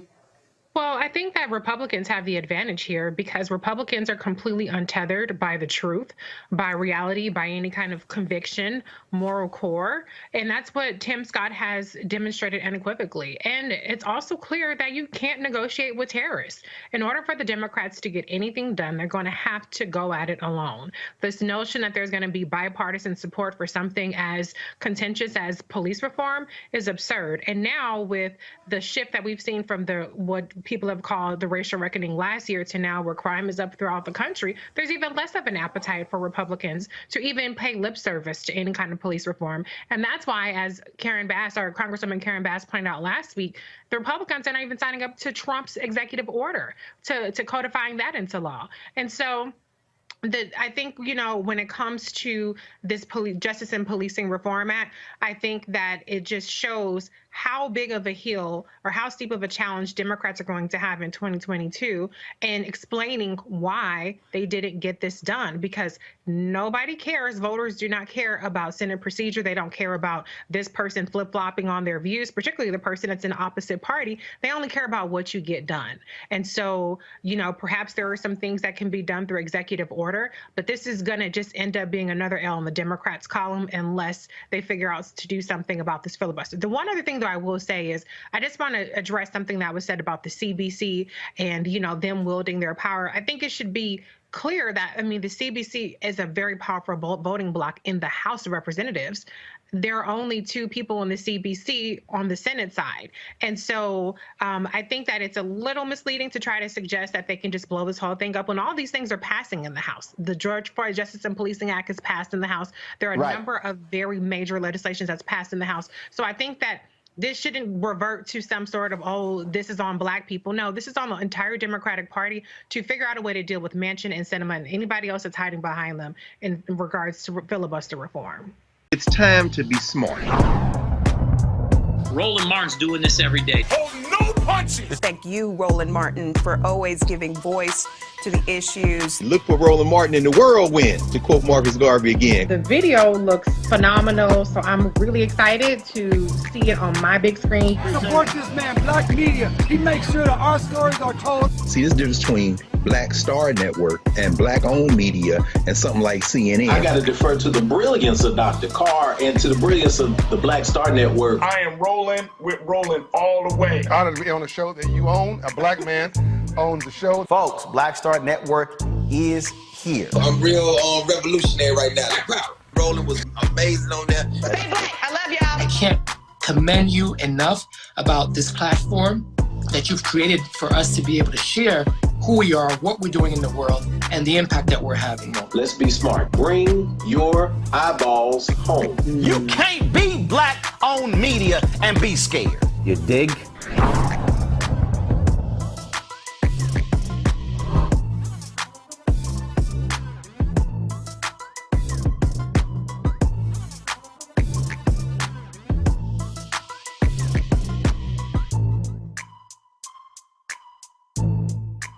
Folks, we've been talking all week about the failure of Republicans and Democrats to come to a resolution and agreement on the George Floyd Justice Act. We've been breaking down for you the weird discrepancies and the frankly hypocritical positions of South Carolina Senator Tim Scott. Now, yesterday we talked on the show about how Senator Tim Scott previously agreed with withholding funds from police departments that did not make changes based upon federal law, which is a total opposite of what he said on Sunday on Face the Nation when he was criticizing Democrats for the exact same thing. Now, last night, I sent a text message to Senator Tim Scott asking him specifically about the contradiction. He's yet to respond. I sent an email to his staff, who yesterday sent me several emails regarding his position, specifically asking them about his prior position and his own deputy chief of staff telling Michael Harriot of the Root why they were doing it. I've gotten no response from his Senate staff. How does the George Floyd family feel? Thelonious Floyd is his brother. He joins us live right now from my home city, Houston, Texas. Thelonious, glad to have you back on Roland Martin Unfiltered. Just share with us your feeling right now with the fact that when y'all were in D.C. in May for the 1-year anniversary of the death of your brother, y'all came and sat with me on Black Lives Matter Plaza in D.C. Yes, the only interview y'all did that day.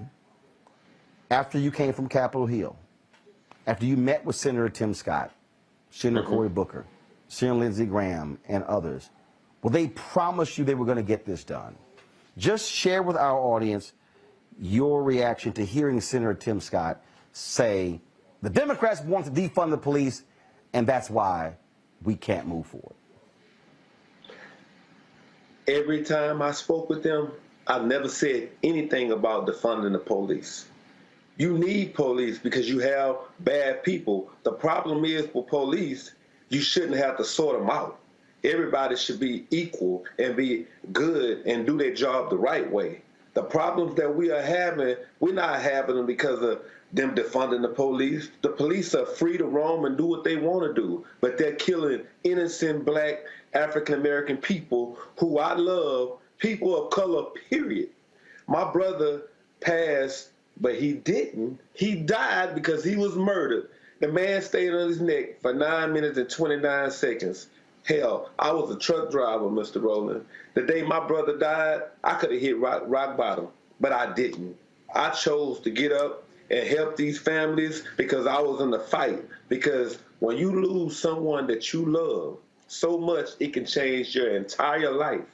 And that's the reason I get up every day and I tell myself, I'm going to speak.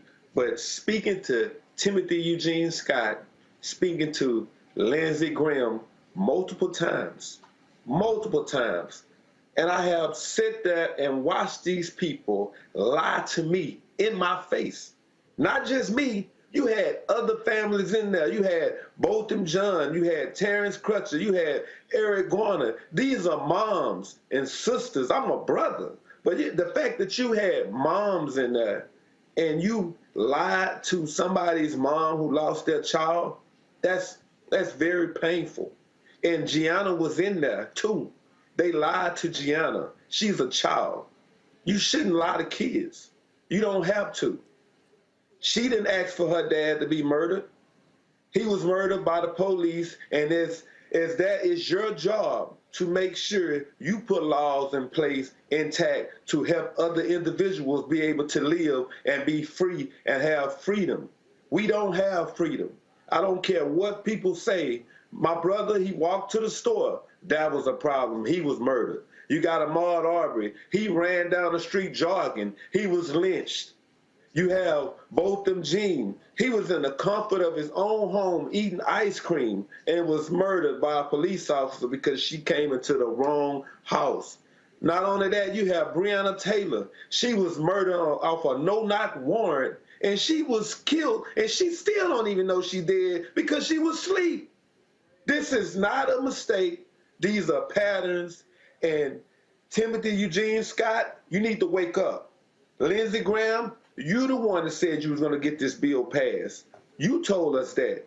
And we all sat there and believed, because we can't make you do anything. All we know is you all can make laws for the elite and the chosen, but we want you to make laws for the people with no voices. And I'm one of the people that's going to stand up for these people. And I know, Mr. Rowland, you've been doing it for a long time, and I've been watching a lot of your shows. But the fact that I agree that we will have to fight, and we'll have to do it all over. The fact that my ancestors, they have passed away countless times, all for over 400 years, and all they wanted to do was just be free and live their life the way they should have been able to live countless times.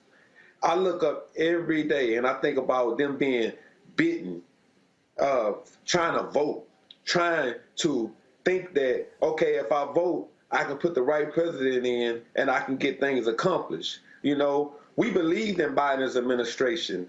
And when I can tell you, all we asking for the same thing we've been asking for over 400 years. We just want to be treated fairly. That's all we want. And for me to sit there... You mentioned believing in the Biden administration. You mentioned believing in the Biden administration. What do you want President Biden to do right now?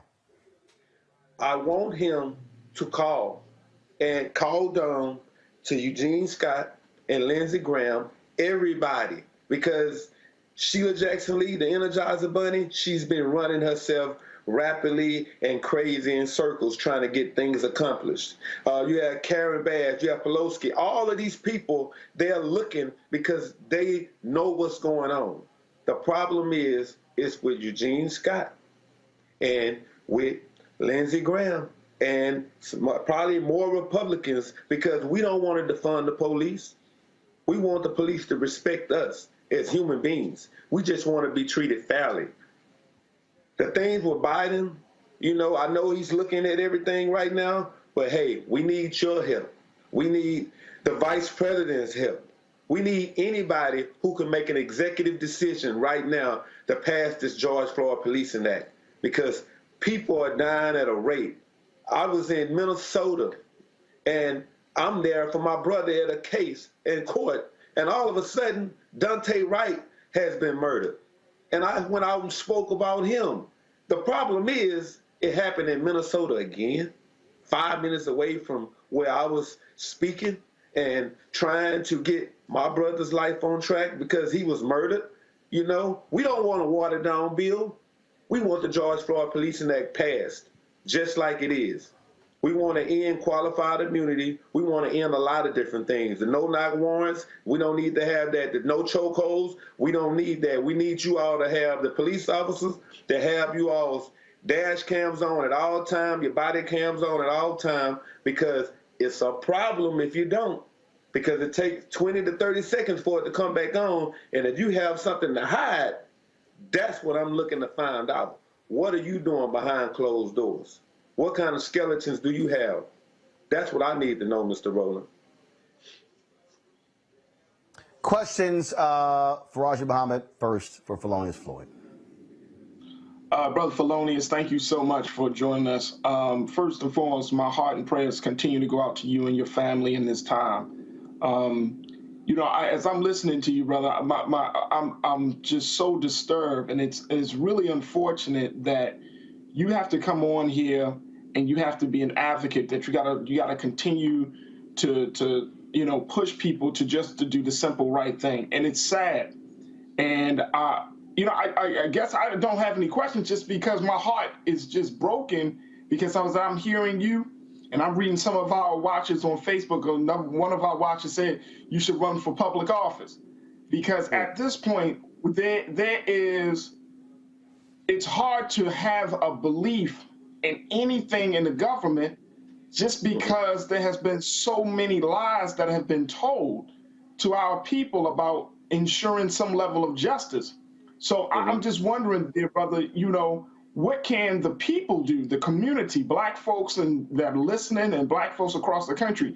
Your brother's death galvanized a movement like we haven't seen, And I don't think it was just about him. It started with him, but it was really about the larger issue. So what can we do to help you, dear brother? How can we be of a service and assistance? I'm not even sure if we can get the bill back on the agenda at this point, but what do we need to do on the state level, city level to help you and your family, most importantly, helping the families of so many other folks that you have come across that have been victimized by police officers? First thing first, we can never give up hope. We always got to be able to work together because we're stronger in numbers. I say that all the time. The fact that sir. we are, sir? No, I was just agreeing with you, dear brother. I said, yes, sir. Yes, sir. The fact that people got out and marched during COVID, when it was a pandemic, people were losing their lives, going home to tables with empty chairs, and they still got out and marched. They didn't fear COVID. What they feared were police officers out there murdering people. And it wasn't just African-American people out there marching. You had Caucasian people out there marching, people who went to school with African-American people, people who played with us, people who grew up with us. You are not taught to be racist. You become racist because of who in your family. Because outside of that, people don't teach you that. People just tell you to go out and have fun. So I want everybody that's with us, just period. This is a movement, and we need to stick to it because right now they're sweeping it under the rug, and whatever we have to do to get out there and be team players. And when I say team players, get out there and get to marching and protesting. We got to do it peacefully because right now, if you do anything wrong, they'll find a reason to kill you. And I want you always to remember this. If they can make federal laws to protect a bird, which is the bald eagle, they can make federal laws to protect people of color. And the thing that I never understood was how if you can see a black person killed, nobody says anything. But you see a white person killed, and there's an outrage. It's time for a change, and it's up to us as brothers and sisters. Dr. King said a long time ago, he had a dream that people all around the world would join hands together, and we close to doing that because the world has got behind George Floyd. The world has got behind this movement, and they're pushing behind Breonna Taylor, Ahmaud Arbery, Pamela Turner. I can keep naming them. It's so many of them. Anthony McClain. And this is a sad situation that we have to fight for what we're fighting for. And we have to feel like we're second-class citizens because they're making laws for Asians and everybody else except people of color. Michael. Hey, Brother Phalonis, thanks for coming on today and sharing this information with us. And yes, sir. I'm just, my heart goes out to you and your family, and you will keep persevering as well. Yes, so I see that also. Yesterday, the New York Times had a huge story that talked about more than half of police killings are mislabeled. And they looked at a 40-year, they're looking at a 40-year period of time from 1980 to 2018. And about 55% of fatal encounters with police officers have been mislabeled. They have not properly been counted. So we're looking at about an undercount of about 17,000 people who have been killed by police from 1980 to 2018. With information like this just came out yesterday. With information like this, one, do you think this will help be able to push through the George Floyd Justice and Policing Act? Because one of the things that it will do is require accurate reporting when it comes to police fatalities. And two, there's some talk about a carve out to the filibuster rule to be able to get this pushed through the Senate by 51 votes, 50 Democrats and Vice President Kamala Harris being the tiebreaker. What are your thoughts on this and trying to get this pushed through through a carve out to the filibuster? Because we're not going to get any help from Republicans on this. They've just been stalling. But my thoughts is we got to build We gotta build, and we have to continue, just like you said, what you read in the Times. We have to continue to gather that information and just apply it to people who need to hear it constantly. Because the problem is not us. It's clearly everybody else. Because we're not the one killing people. We are the ones being murdered. So for us to have the problems that we're having now, I pretty much think that we need to, not only us, anybody else who wants to relay the message, just like what you just said, we can. I'll even like speak to them when I have the opportunity to, because right now, evidently you can see what's going on. Nobody wants to speak to me now because I'm in an outrage. And the fact that, I understand, but the problem that I'm going with now, it's not about like how much. The problem is basically it's like change doesn't come without cost, and it's basically how much are you willing to lose to win the fight? That's it. We're not going to war, but we're not laying down either. So I stand with you, brother. And all the information that you're telling me, I'm gonna use it, and I'm gonna make sure they understand that these are facts. This is not fiction. Facts. Right. You can't take away facts, just like you couldn't take away that video of our brother. Thank you. Felonious, last question for you. I said earlier this week that I believe that the George Floyd family, the Breonna Taylor family, others' family, they should announce that they are coming to Washington, D.C., that they are demanding that Senator Tim Scott, Senator Lindsey Graham, Senator Mitch McConnell, Senator Chuck Schumer, Senator Cory Booker, Senator Dick Durbin sit at the table to meet with them and look them in the eye and say, why have y'all failed? Is that something that y'all are considering, literally making that demand and say, we are going to come to Capitol Hill and we want that meeting and see who shows up? I'm willing to do it. I'm willing to do it because it's not just my brother's life that has been taken away. You have millions and billions of people living in this world where they are killing innocent people. I'm talking about police brutality on innocent people. I will go. Just give me the time and the place. I will be there because somebody has to speak out. Somebody has to let them know that, hey, I'm still here. You're not finna just grab pliers and twist my teeth and make it hard for me to live. No, I'm here. I'm here to stay. I want to be able to make sure my kids be able to live in this world without telling them, hey, make sure when the police pull you over, make sure you have all the windows down, for they won't be able to say, hey, I thought somebody was in the back seat, that's why I started shooting. No, I don't hate police. I think police are good people.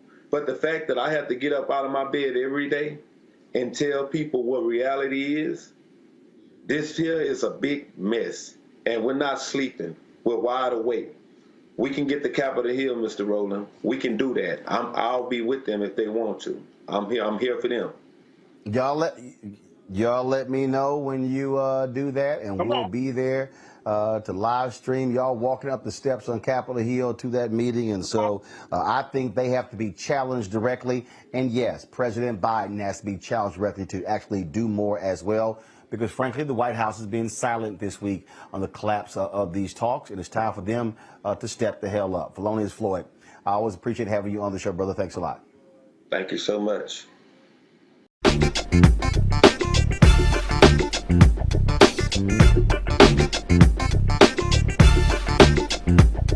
Mm-hmm.